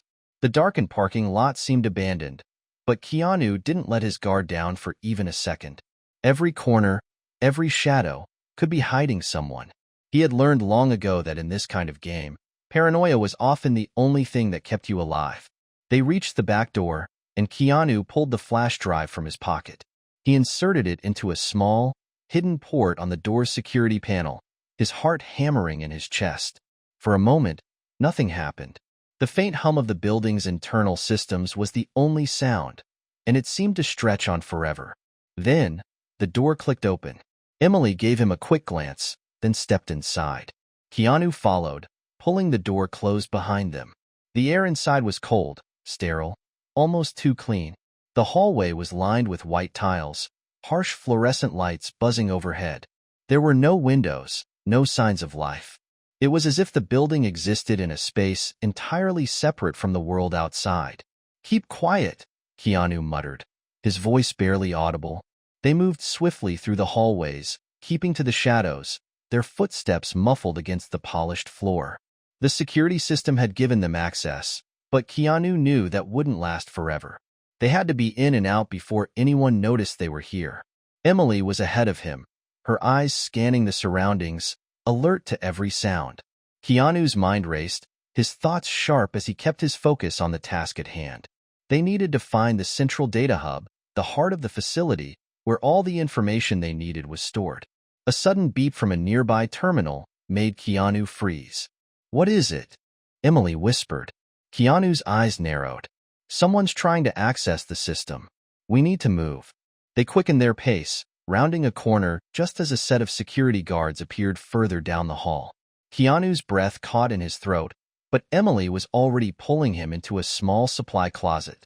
They waited in the dark, the sound of their breathing loud in their ears. Keanu's mind raced as he tried to keep his pulse steady. The guards' footsteps echoed through the hallway, getting louder. And then, just as quickly, they faded. Keanu held his breath, listening. After a few moments, Emily gave him a small nod. They had passed by. He let out a quiet exhale. That was too close. Emily's voice was steady, but there was a sharpness to it. "It won't be the last close call." They moved quickly again, turning another corner, then another. Every door they passed felt like a potential threat, but Keanu kept his eyes on the prize. The data they were after was just ahead. They had to reach the servers, pull the information, and get out before the facility went on lockdown. At last, they reached a set of double doors, the sign above them reading, "Central Data Hub." Keanu hesitated for only a second before pushing open the doors. Inside, rows of sleek terminals lined the walls, each one humming softly, blinking with lights that seemed to pulse with life. But the most important part was in the center of the room. An enormous server bank, wires snaking everywhere, its blinking lights flashing ominously in the dim glow. Emily stepped toward one of the terminals, pulling out a small device from her bag, a portable drive they had brought along for just this occasion. "We need a direct connection. If we can copy the entire database, we'll have everything we need." Keanu moved to help her, keeping an eye on the door. He knew they didn't have much time. "Just hurry." Emily connected the device, and the terminal hummed to life. The screen blinked, and she began typing furiously, her eyes scanning the data that began to appear. Keanu's mind raced as he heard the faint sound of footsteps in the distance, growing louder. "Almost done," Emily muttered, her fingers flying over the keyboard. Keanu glanced over his shoulder, his heart pounding. Every second felt like an eternity. The door to the data hub was still closed, but he could feel the tension building. The moment they triggered any alarms, everything would fall apart. "Just a few more seconds," Emily said, her voice tight with focus. Keanu's gaze shifted to the doorway once more, every nerve in his body on high alert. He could hear the distant sound of movement getting closer. They were running out of time. "Done," Emily exclaimed, pulling the drive free from the terminal. Without a second thought, Keanu grabbed her arm and pulled her toward the door. "We're out of time. Move." They rushed out of the data hub, the heavy sound of footsteps now growing louder. They had the data, but the hardest part was still ahead, getting out without being caught. The hallway stretched out before them, empty, silent. But Keanu knew better than to trust the stillness. His heart thudded loudly in his chest as he tugged Emily along, both of them moving at a near sprint. Every turn they took seemed to echo, a reminder that their presence here was no longer a secret. Keanu's mind raced. They had the data. It was on Emily's drive, a treasure trove of secrets that could bring down Tempest and its shadowy backers. But they weren't out of the woods yet, not by a long shot. Emily glanced back, her breath coming in quick bursts. "They're going to notice soon," she said. "We have to move faster." Keanu nodded, already anticipating the worst. Tempest's security was state-of-the-art. He could practically feel their surveillance systems tracking them as they moved. They didn't have much time before the alarms went off and the entire facility went into lockdown. They needed to get to the exit before that happened. They rounded the corner into another corridor.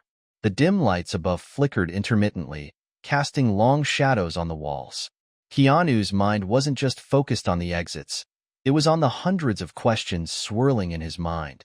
Tempest was a behemoth, untouchable, hidden in plain sight. How had they gotten so far, so fast? And how deep did this conspiracy run? But now wasn't the time to think about that. They needed to survive first. Everything else could wait.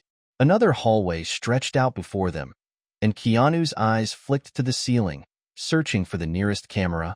He had no idea how many cameras were in the building, but he knew enough to assume they were everywhere. If they were spotted now, it would all be over. "Emily, this way," Keanu whispered, pulling her toward a side stairwell. She didn't question him. She was used to following his lead by now. They descended the stairs quickly, hoping to avoid the main elevator shaft and its heavy security. Every creak of the steps felt like it echoed through the building, but there was no turning back. When they reached the ground floor, Keanu peered through a small crack in the stairwell door. His eyes scanned the area outside, an open, unguarded space. "At least for now. Clear," he muttered. "Let's move." They pushed the door open and stepped out into a narrow loading dock, the cool air of the night brushing against their faces. The truck they had parked earlier was still there, tucked behind a row of crates, and Keanu's stomach churned with the realization that they couldn't afford to be sloppy. One wrong move, and they'd be cornered. "Get in," Keanu urged, ushering Emily toward the truck. She was already halfway there when the sound of footsteps reached them. Keanu's eyes snapped up to the security cameras near the roofline, bright red lights flashing as they activated. The alarm hadn't gone off yet, but it was coming. "We've got maybe 2 minutes," he said. "Start the engine. I'll cover you." Emily didn't hesitate. She jumped into the truck and started the engine roaring to life. Keanu watched her for a moment, making sure she was ready to go. The truck's headlights flickered to life, casting an eerie glow on the crates around them. Then, Keanu heard it. The unmistakable sound of a security guard's voice over a walkie-talkie. "Unauthorized entry detected in Sector 7.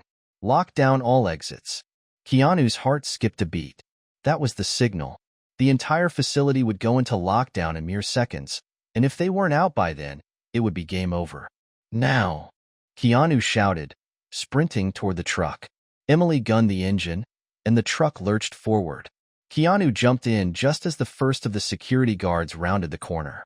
The truck's tires screeched against the pavement, and in that moment, everything seemed to slow down.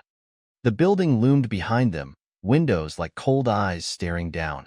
The sirens inside the complex began wailing, but it was too late for the alarms to stop them now. Keanu's grip tightened on the door as they sped out of the loading dock and into the open street. He risked a quick glance over his shoulder. The facility was already in full lockdown, lights flashing red and blue as the security team scrambled to contain the breach. But Keanu had no intention of sticking around to watch the fireworks. Emily turned the wheel sharply, guiding them through the maze of streets that led away from Tempest's compound. The truck lurched over uneven pavement, and Keanu's heart pounded in his chest. They were out of the immediate danger zone, but the worst part was still ahead. They weren't safe until they were out of the city, and even then, they knew they couldn't stop. "Not yet. Where to now?" Emily asked, her voice tight with anxiety. Keanu's mind raced. They needed to disappear. Get off the radar. They couldn't head straight home. Tempest had eyes everywhere. Their best bet was to reach a safe house, one of the few places he trusted, a contact who could help them lay low until they could figure out their next move. "We head east," Keanu said. "There's a place I know." "Do you think they'll be able to track us?" Emily asked. Keanu's jaw clenched. "It's possible, but if we stay on the move and keep our heads down, we've got a shot." He glanced out the window, the streetlights streaking past them as they sped further into the night. The truck's engine hummed as it ate up the miles. But Keanu knew that even if they outran the immediate threat, the danger wasn't over. They had exposed a small fraction of Tempest's operation, but they both knew the truth. There was far more to uncover. The data they had taken was just the beginning. They had to push forward, dig deeper. And that meant facing the people who were willing to do anything to protect their secrets. As the truck barreled down the highway, Keanu's thoughts sharpened. They were in the eye of the storm now. Everything was about to change, and the consequences would ripple out far beyond what they could see. He could only hope they were ready. The truck rumbled down the highway, the world outside blurring into streaks of light and darkness. Keanu's eyes remained fixed on the road ahead, every muscle in his body taut with anticipation. Emily sat beside him, her fingers gripping the seat as the adrenaline from their escape slowly started to wear off. Keanu's mind was still racing. The truck, their escape, the stolen data, all of it felt like a dream, too good to be true. But he knew better than to let his guard down. The hardest part was yet to come. Getting this information into the right hands and exposing Tempest for the monstrous entity it had become. They had barely scratched the surface, and Keanu knew that it would be a matter of time before Tempest realized the breach. And when they did, there would be hell to pay. Emily broke the silence, her voice a quiet, urgent murmur. Keanu, what now? He didn't look over at her, but his mind was already on the next steps. We keep moving. We need to reach the safe house, lay low for a while. Do you think they'll be able to track us? She asked, her eyes scanning the road behind them nervously. Keanu's jaw tightened. It's possible. Tempest has resources, but we have a head start. We keep a low profile, don't stop until we're in the clear. She nodded, clearly still tense. And after that, what's our next move? Keanu's gaze hardened. We expose them. We find someone who can take this to the next level, someone with the power to bring them down. But first, we need to lay low. Let the heat die down. If we're lucky, we've bought ourselves some time. The road stretched out before them like an endless path, but Keanu knew there was no real escape from what they had unleashed. What they were up against was much bigger than they had anticipated. Emily shifted in her seat, still looking uneasy. I just can't shake the feeling that something's off about all of this. It's bigger than just the fires, right? There's something else. Keanu's mind briefly flashed back to the cryptic words the woman had spoken before they left the facility. It's not just about the fires anymore. They've weaponized weather. If this works, they can control everything. I know, Keanu said quietly, but right now, we can't worry about everything at once. We have to stay focused. As the truck barreled down the road, the world outside growing darker with each passing minute, Keanu couldn't help but feel that they were heading straight toward a storm that was bigger than anything they had ever imagined. Several hours later, they arrived at the safe house, a small, unassuming cabin tucked deep in the woods on the outskirts of the city. The place looked abandoned, but Keanu knew the person who lived here kept a low profile for a reason. The truck's engine sputtered to a stop, and Keanu immediately surveyed the area. There was no sign of anyone following them, no lights flashing behind them in the distance. For now, they were safe. Emily exhaled, clearly relieved, but her eyes remained wary. This place looks isolated. Keanu nodded, turning the engine off. That's the point. No one's going to find us here unless we let them. They got out of the truck, grabbing what little they could carry with them. Inside, the cabin was simple but functional. A couple of chairs, a small table, and a few basic supplies. It wasn't much, but it was all they needed for the time being. Once inside, Keanu locked the door and set down the small bag containing the stolen data. The flash drive felt heavy in his hand, a weight he couldn't shake. He could feel the eyes of Tempest already on him, watching his every move. Emily immediately moved to the small desk in the corner and opened up the laptop she had brought with her. She plugged in the flash drive, and the screen flickered to life, displaying the encrypted files they had stolen. We need to crack this encryption if we want to do anything with this, Emily said, her fingers poised above the keys. Keanu leaned against the door, his eyes scanning the surrounding trees through the cabin's lone window. We don't have time to waste. We get this information out of here and into the right hands, or it's all for nothing. Emily nodded, her expression hardening as she began to work. She clicked through the files, typing in a few commands with practiced ease. For a few moments, all Keanu could hear was the steady clicking of her keys and the soft hum of the laptop. Finally, after what felt like an eternity, Emily let out a small exhale. Got it. Keanu's pulse quickened. You're in? She nodded. Yeah, but it's worse than we thought. Keanu walked over, peering at the screen. The files were vast, a sprawling network of data that covered everything from financial transactions to high-level communications. But there was one file that stood out above the rest, a document labeled Project Tempest, Final Protocol. Keanu's stomach twisted as he clicked on it. The document was riddled with complex codes and terminology, but one line stood out clearly in plain text. Weather manipulation has proven successful in preliminary tests. The weaponized system will be activated in 48 hours. Targets, unspecified. Keanu's breath caught in his throat. They're ready to deploy it. Whatever this system is, it's live. And it's already too late. Emily was already scrolling through the document, her eyes wide with horror. This is global, Keanu. Tempest isn't just controlling the weather, they're using it as a weapon. And it's almost operational. Keanu ran his fingers through his hair, trying to process the magnitude of it all. We need to get this out. We need to expose them before they can pull the trigger. Emily glanced up from the screen, her expression hardening. But to do that, we need allies. Powerful ones. We can't take them down alone. Keanu paused.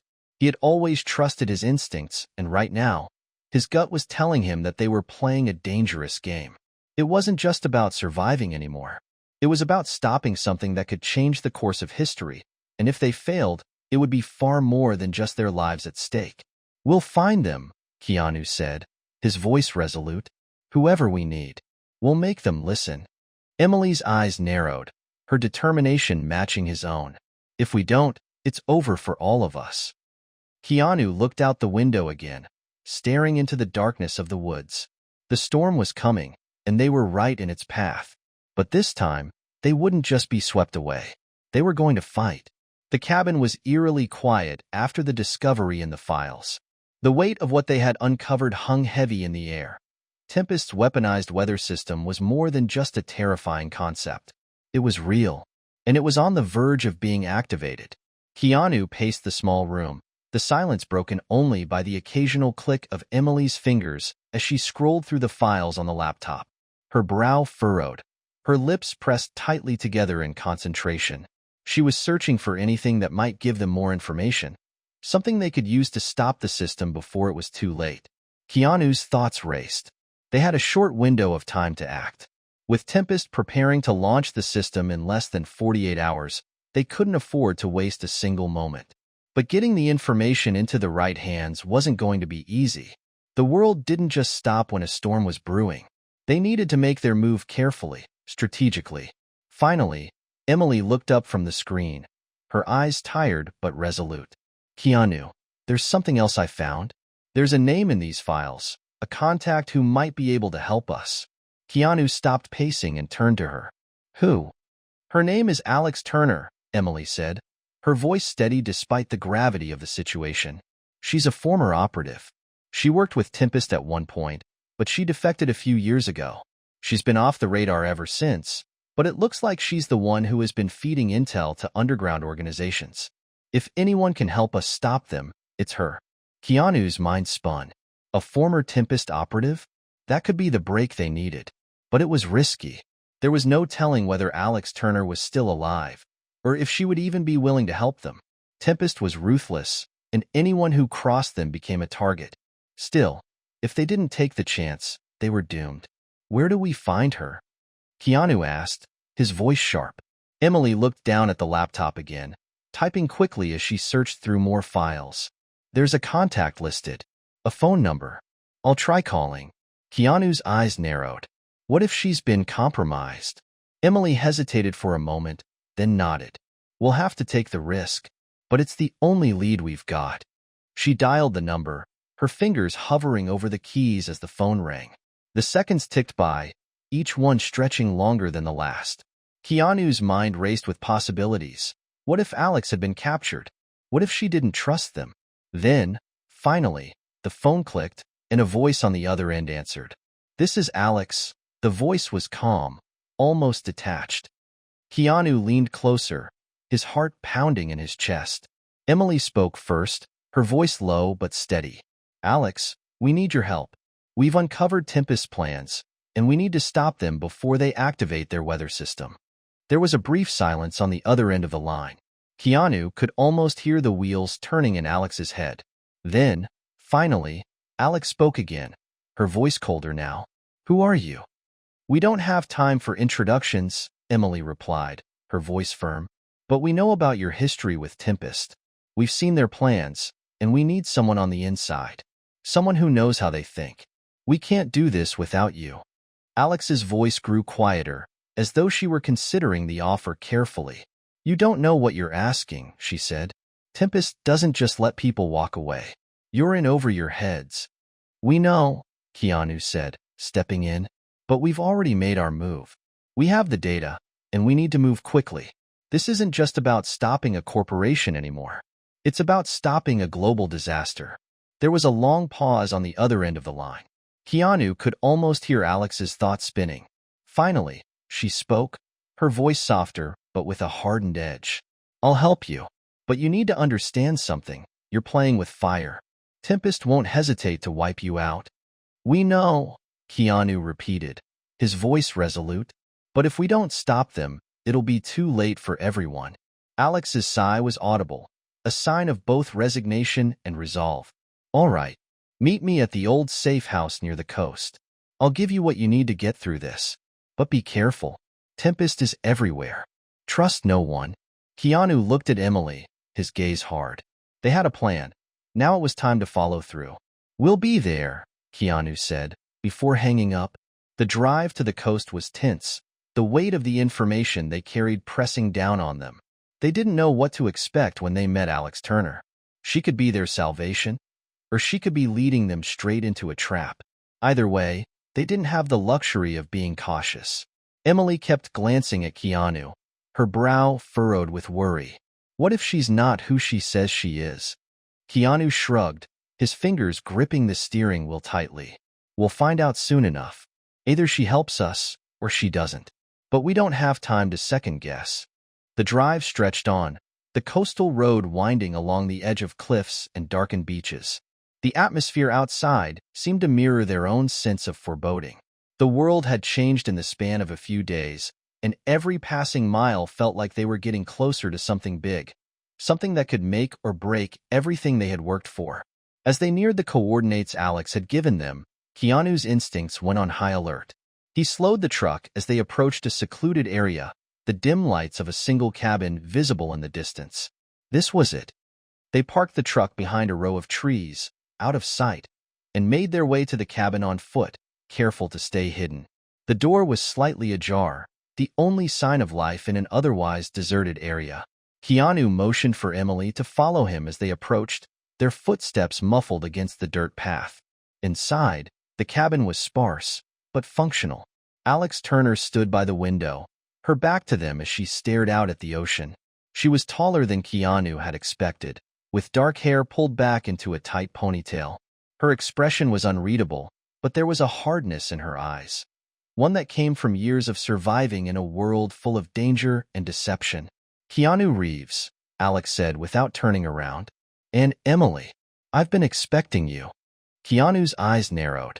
How did you know it was us? Alex turned slowly, her gaze cool and calculating. I know more about Tempest than you think, and I know when someone's looking for me. Now, tell me everything. Keanu exchanged a look with Emily. This was the moment that could determine whether they lived or died. And the only thing he was sure of was that they couldn't afford to fail. Alex Turner was nothing like Keanu had expected. He had envisioned someone hardened by years of living on the run, someone who might be eager to hide in the shadows. But the woman before him was sharp, calculating, and unervingly calm. She didn't flinch when they entered the cabin. Instead, she studied them both carefully, sizing them up with the kind of precision that spoke volumes about her past. Keanu felt a surge of respect and a sliver of unease. He had always trusted his instincts, but this time, something told him that Alex had her own agenda. So, what's the plan? Alex finally asked, her voice breaking the tense silence. She motioned to a table in the middle of the room where a map of the region was spread out, alongside several other documents. each marked with the ominous Tempest logo. Keanu and Emily exchanged a brief look, then took seats at the table. Emily, ever the pragmatist, didn't waste time. She dove straight into the details. We found the data. Tempest has developed a weather manipulation system. They're about to activate it in the next 48 hours. We need to stop them. Alex nodded, her eyes flicking over the map. I see. But it's not just about stopping their weather system, is it? You're trying to stop the entire operation. Keanu looked at her, surprised by her insight. You're right. But we don't have the luxury of time. We need to get to the heart of this. We need to find out who's really pulling the strings behind Tempest. And we need to expose them before they launch this system. Alex's lips twitched, but she didn't smile. You're right about one thing. The system's only part of it. But the real question is, how far are you willing to go to stop them? Keanu's eyes narrowed. We've already made our move. We're not turning back now. Alex's gaze lingered on him for a moment before she leaned forward, pulling a folder from the table and sliding it across to them. You think Tempest is the mastermind behind this? They're just the muscle. The real power is bigger, more dangerous. They've been pulling strings for decades. Emily furrowed her brow. Who are they? Alex paused, her eyes darkening. A group of elite individuals. The kind of people who don't just control corporations, but entire governments. They've infiltrated every level of power. Tempest is just the latest piece in their puzzle. If you really want to stop the weather system, you'll need to bring them down too. But that's not going to be easy. They've covered their tracks. Keanu leaned forward, his mind racing. And you know how to find them? Alex nodded, but there was something in her eyes that made Keanu uneasy. I can help you, but it's not going to be as simple as walking in and taking them down. You'll need allies, people on the inside, people who have access to the right channels. Keanu's instincts flared. I thought you were a rogue agent, someone who went off the grid. I was, Alex said, her voice sharp. But sometimes, survival means working with people you don't trust. If you want to bring down Tempest and the people behind it, you'll need to make some hard choices. Not everyone is going to play by the rules. Keanu exchanged another glance with Emily. He knew Alex was right. The odds were stacked against them, and they didn't have the luxury of choosing their allies. But trusting Alex was a gamble, and a risky one at that. What's your plan? Keanu asked. Alex stood up, moving toward a hidden compartment in the wall. She pulled out a thick binder, opening it to reveal a set of names, addresses, and photos of various individuals. Some were high-ranking officials. Others were corporate executives. But all of them had one thing in common, connections to Tempest and its powerful backers. We need to hit them where it hurts, Alex said, tapping the binder. These are the people who can make things happen. If you want to stop Tempest, you need to start with them. Cut off the head of the snake, and the rest will follow. Emily looked over the binder, her expression grim. And you think we can get to them before Tempest shuts us down? Alex gave her a hard look. It's not about getting to them first. It's about being smarter. Tempest will be looking for us soon. We have to stay one step ahead. Hit them where they're least expecting it.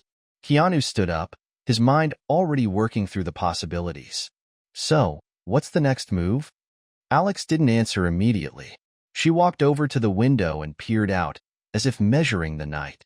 The air outside was thick with tension, almost as if the world itself was holding its breath, waiting for something to happen. I have a contact, Alex said, turning back to face them. Someone who can get us closer to the truth. But meeting them won't be easy. It's in a city that's crawling with Tempest agents. If we're not careful, they'll have us cornered before we even get close. Emily was already packing up the laptop, her eyes flashing with determination. We don't have time to waste. If we're going to stop them, we need to move now. Keanu felt the urgency too. Tempest wasn't going to wait for them to plan. The weather system was already in motion, and the clock was ticking. Where are we meeting this contact? Keanu asked. Alex gave him a hard look, as if trying to decide whether to trust him with the information. Finally, she sighed. A small cafe in the city. It's neutral ground, but the meeting's risky. Tempest is everywhere in that city. We'll have to be careful. Keanu nodded, already reaching for his jacket. He wasn't sure how much he trusted Alex yet, but they had no choice. Time was running out. "Let's go," Keanu said, his voice low but determined. "We'll figure it out as we go." The drive to the city was quiet, but every mile felt like they were moving closer to the heart of the storm. The streets were darker as they entered the urban sprawl, the lights of the city casting long shadows as if hiding something far more sinister. Alex directed them toward a narrow alley, the kind of place where the city's noise seemed muffled, swallowed by the concrete. Keanu parked the truck behind a series of dumpsters, the engine cut off as the trio stepped out and surveyed the area. "This is it," Alex said, her voice now tense. "The cafe is just ahead. We'll go in separate ways and meet inside. We can't afford to draw attention." Keanu glanced at Emily, then at Alex. "Stay close. If anything goes wrong—" "I'll take care of it," Alex interrupted, her tone sharp. "Just be ready." They moved quickly, slipping through the shadows and into the cafe, which was nearly empty except for a lone figure sitting at the back booth. Keanu's eyes narrowed as they made their way inside. He didn't know who they were about to meet, but he wasn't taking any chances. As they approached, the figure stood up, a tall, slender man with dark hair and a weathered face. His eyes locked on theirs, but there was no sign of recognition, no welcoming smile. He just nodded once, silently acknowledging their arrival. Alex stepped forward first. "This is it. The contact." Keanu studied the man, trying to get a read on him. He had the look of someone who knew how to disappear, someone who had seen too much to trust anyone. But at this point, they didn't have a choice. "Are you ready to take down Tempest?" the man asked, his voice low, almost a whisper. Keanu didn't flinch. "We're ready. Are you?" The man in the cafe didn't waste time with pleasantries. As soon as they sat down at the booth, he slid a small, unmarked envelope across the table toward Keanu. His eyes flicked nervously toward the door, and for a moment, it seemed as though he might bolt. But then he leaned back in his chair, his eyes narrowing, and his voice dropped to a near whisper. "If you want to stop Tempest, you need to understand something. They're not just a corporation. They're a weapon. And right now, they're in the hands of the most dangerous people on the planet." Keanu reached for the envelope, feeling the weight of it in his hands. It wasn't thick, but there was something in the way the man spoke, something that made Keanu's gut tighten. They were getting closer. Too close. "What do you know about them?" Keanu asked, his voice calm but insistent. The man's gaze darted again, this time toward the street. "Everything," he muttered, as though he were about to say more, but hesitated. He leaned forward, his voice low. "Tempest is just a small part of a much bigger operation. What you've uncovered, the weather system, the files, it's just the tip of the iceberg." Emily, who had been silent until now, spoke up, her voice cutting through the tension. "We know it's global. We know they've infiltrated governments, corporations, but who's pulling the strings? Who's behind Tempest?"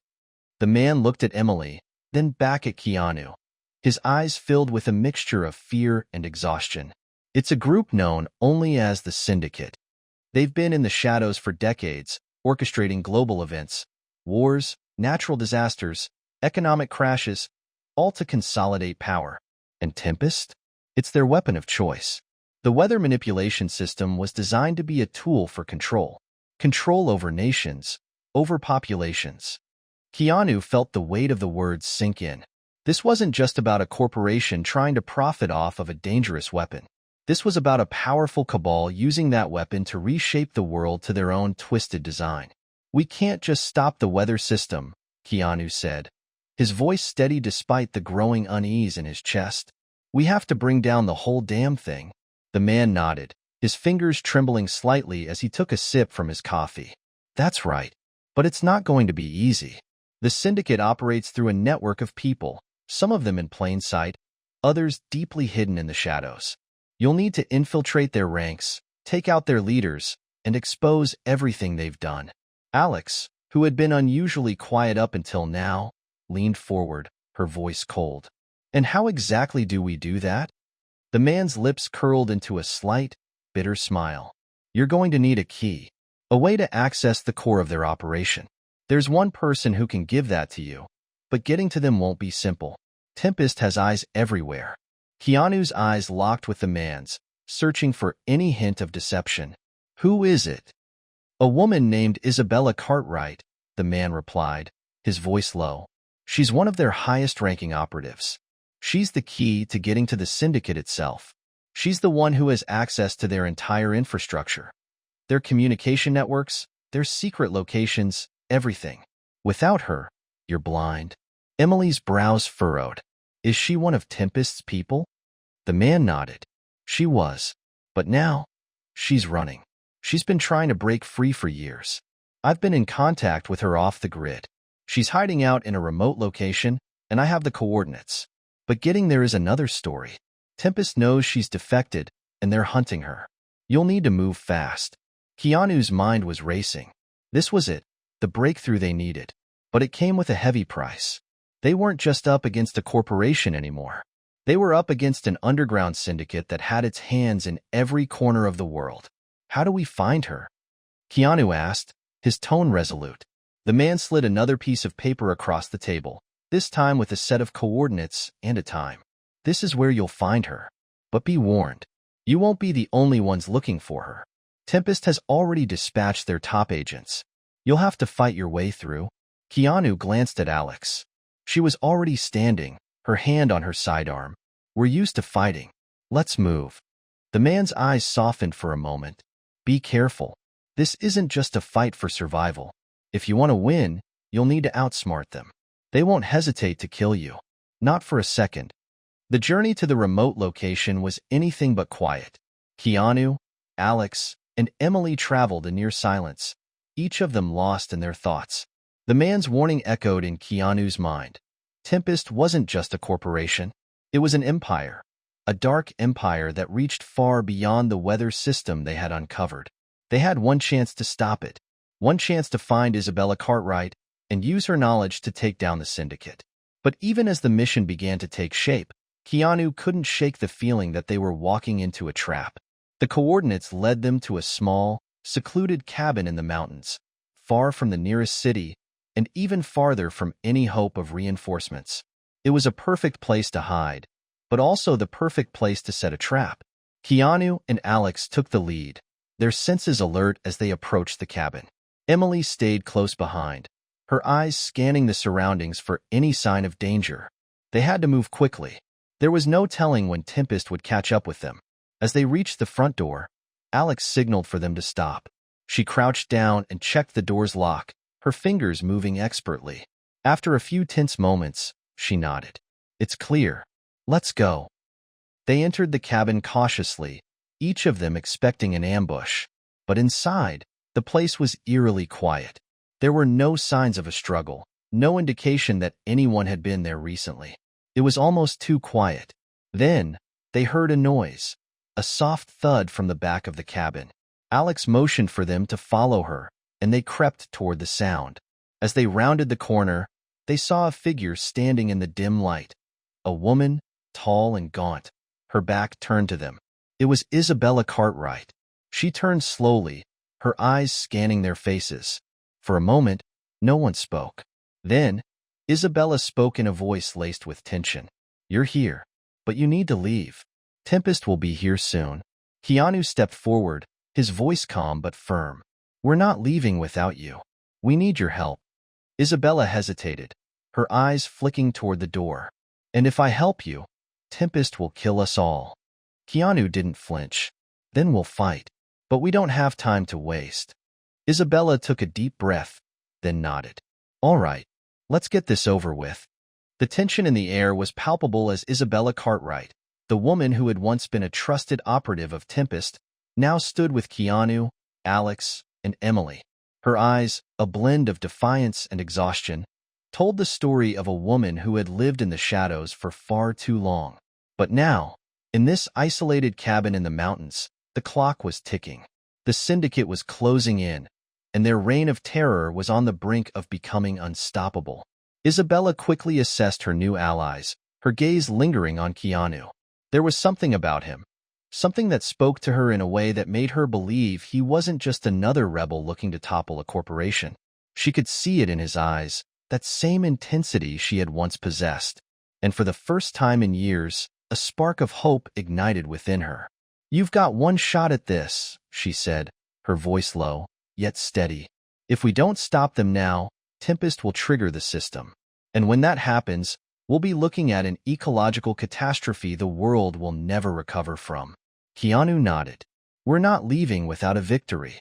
Tell us what we need to do." Isabella walked over to a desk cluttered with maps, old documents, and several encrypted devices. She flipped through a few pages before holding up a thick file. "This is what you need to get into their central data center. It's in a high-security compound, deep in the heart of the city. To get in, we'll need to breach the perimeter. But once inside, the real challenge begins. You have to access the mainframe, download the central control system, and shut down their weather manipulation program before they can activate it." Emily stepped forward, her brow furrowed in concentration. "And you have the codes to get inside?" Isabella's eyes darkened as she shook her head. "I was once part of Tempest. I had clearance to everything. But after I defected, they wiped my access. The only way to get in now is through their top security officer. His name is Robert Grayson. He's the key." Keanu's mind raced. "How do we find him?" "He'll be at the compound's command center," Isabella replied, pausing as if weighing her next words. "Grayson's loyalty to Tempest is unwavering. He'll never surrender. You'll need to take him out quietly. His death will send a message. But the clock is ticking. If Tempest activates the system, everything you've fought for will be lost." Alex, who had remained mostly silent, stepped closer. "We don't have time to waste. How do we get there?" Isabella's eyes flicked to the map, tracing a path with her finger. "We'll need to move fast. There's a convoy leaving tonight, carrying some of Tempest's high-ranking officials. We can hijack it, use it to get us close to the compound. But be warned, Tempest has eyes everywhere. They'll be looking for us." Keanu turned to Alex. "You ready for this?" She cracked a smile, her hand tightening around her weapon. "Let's bring the storm." As night fell over the mountains, the team moved quickly and quietly. They drove through the darkness, the weight of what they were about to do pressing heavily on their shoulders. The convoy was their best chance of getting close to the compound, but it wasn't going to be easy. They had no idea how many Tempest agents would be guarding it, or how much time they had before their enemies noticed the breach. Isabella was in the front seat, her eyes constantly scanning the road ahead. "The convoy is expected to pass through this area around midnight," she said, her voice sharp and alert. "We'll need to intercept it here, at the junction. After that, we make our way in on foot." Keanu, sitting in the back of the vehicle with Emily and Alex, nodded. "How do we deal with the guards?" "Distraction," Isabella replied with a cold smile. "We hit them hard and fast. If they're caught off guard, they'll have no time to respond. But once we're inside, it's a different story." When the convoy finally appeared, it was just as Isabella had predicted. A fleet of armored vehicles, moving in precise formation, the headlights cutting through the dark. The team waited in the shadows, hidden behind the cover of a thicket of trees. The plan was simple: intercept the convoy, neutralize the guards, and hijack one of the vehicles to get closer to the compound. Isabella signaled for them to move, and in a flash, they were on the move. Alex led the charge, her steps swift and silent. Keanu and Emily followed closely behind. As they approached the convoy, they could see the guards stationed along the perimeter, their attention focused on the vehicles rather than the surrounding woods. Without hesitation, Alex threw a flashbang toward the lead vehicle. The explosion of light and sound threw the guards into chaos. In that instant, the team surged forward, taking down the stunned guards with lethal precision. It was over in seconds. Keanu, his pulse racing, grabbed one of the vehicles and gestured for the others to climb in. "Move fast. We don't have much time." As they sped toward the compound, the magnitude of their mission hit Keanu with full force. They were heading straight into the heart of the storm. Tempest's forces were everywhere, and their window of opportunity was closing fast. The success of their mission and the fate of the world hinged on what happened next. They arrived at the compound's gates, and as they pulled up, Keanu noticed something troubling. The gates were closed. The compound was on high alert. "They've locked us out," Isabella said, her voice tense. "We need to find another way in." Alex looked around, her eyes scanning the high walls. There's a maintenance entrance on the east side. It's narrow, but it's our best shot. Keanu nodded. Let's move. They rushed to the side of the compound, avoiding the security cameras as best they could. The entrance was just as Isabella had said, narrow and well hidden. It was a tight squeeze, but they managed to get inside without triggering any alarms. Once inside, the real work began. They moved quickly, through hallways lined with security monitors and armed guards. Keanu's heart pounded in his chest as they approached the control room. "This is it," Isabella whispered. "Grayson is in there. But once we go in, there's no turning back." Keanu's gaze met hers, and for a moment, time seemed to stop. The weight of everything they had fought for hung in the air. This was their final chance. If they failed here, the world would fall into chaos. They stormed the control room, and the first thing Keanu saw was Robert Grayson, standing at the center of the room, surrounded by monitors displaying the weather system's countdown. His cold eyes met Keanu's, a small, knowing smile creeping onto his face. "So, you've come to stop me," Grayson said, his voice dripping with arrogance. Keanu stepped forward, his voice steady. "Not just you, Tempest." The battle was quick and brutal. Grayson was a formidable opponent, but the team was quicker. In a final, desperate struggle, Keanu disarmed him, and with one swift move, he took him down. With Grayson neutralized, Isabella rushed to the console, her fingers flying over the keys. "I'm in," she said, shutting it down now. The countdown halted, and for the first time in hours, Keanu let out a breath he hadn't realized he was holding. They had won. For now.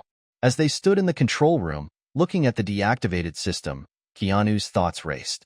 They had stopped Tempest's weather manipulation project, but this was only the beginning. The Syndicate, the true power behind Tempest, was still out there. Without hesitation, Alex threw a flashbang toward the lead vehicle. The explosion of light and sound threw the guards into chaos. In that instant, the team surged forward, taking down the stunned guards with lethal precision. It was over in seconds. Keanu, his pulse racing, grabbed one of the vehicles and gestured for the others to climb in. "Move fast. We don't have much time." As they sped toward the compound, the magnitude of their mission hit Keanu with full force. They were heading straight into the heart of the storm. Tempest's forces were everywhere, and their window of opportunity was closing fast. The success of their mission, and the fate of the world, hinged on what happened next. They arrived at the compound's gates, and as they pulled up, Keanu noticed something troubling. The gates were closed. The compound was on high alert. "They've locked us out," Isabella said, her voice tense. "We need to find another way in." Alex looked around, her eyes scanning the high walls. "There's a maintenance entrance on the east side. It's narrow, but it's our best shot." Keanu nodded. "Let's move." They rushed to the side of the compound, avoiding the security cameras as best they could. The entrance was just as Isabella had said, narrow and well hidden. It was a tight squeeze, but they managed to get inside without triggering any alarms. Once inside, the real work began. They moved quickly, through hallways lined with security monitors and armed guards. Keanu's heart pounded in his chest as they approached the control room. "This is it," Isabella whispered. "Grayson is in there. But once we go in, there's no turning back." Keanu's gaze met hers, and for a moment, time seemed to stop. The weight of everything they had fought for hung in the air. This was their final chance. If they failed here, the world would fall into chaos. They stormed the control room, and the first thing Keanu saw was Robert Grayson, standing at the center of the room, surrounded by monitors displaying the weather system's countdown. His cold eyes met Keanu's, a small, knowing smile creeping onto his face. "So, you've come to stop me," Grayson said, his voice dripping with arrogance. Keanu stepped forward, his voice steady. "Not just you, Tempest." The battle was quick and brutal. Grayson was a formidable opponent, but the team was quicker. In a final, desperate struggle, Keanu disarmed him, and with one swift move, he took him down. With Grayson neutralized, Isabella rushed to the console, her fingers flying over the keys. "I'm in," she said, shutting it down now. The countdown halted, and for the first time in hours, Keanu let out a breath he hadn't realized he was holding. They had one. For now. As they stood in the control room, looking at the deactivated system, Keanu's thoughts raced. They had stopped Tempest's weather manipulation project, but this was only the beginning. The Syndicate, the true power behind Tempest, was still out there. And Keanu knew one thing for sure. The storm was far from over. The fight had just begun.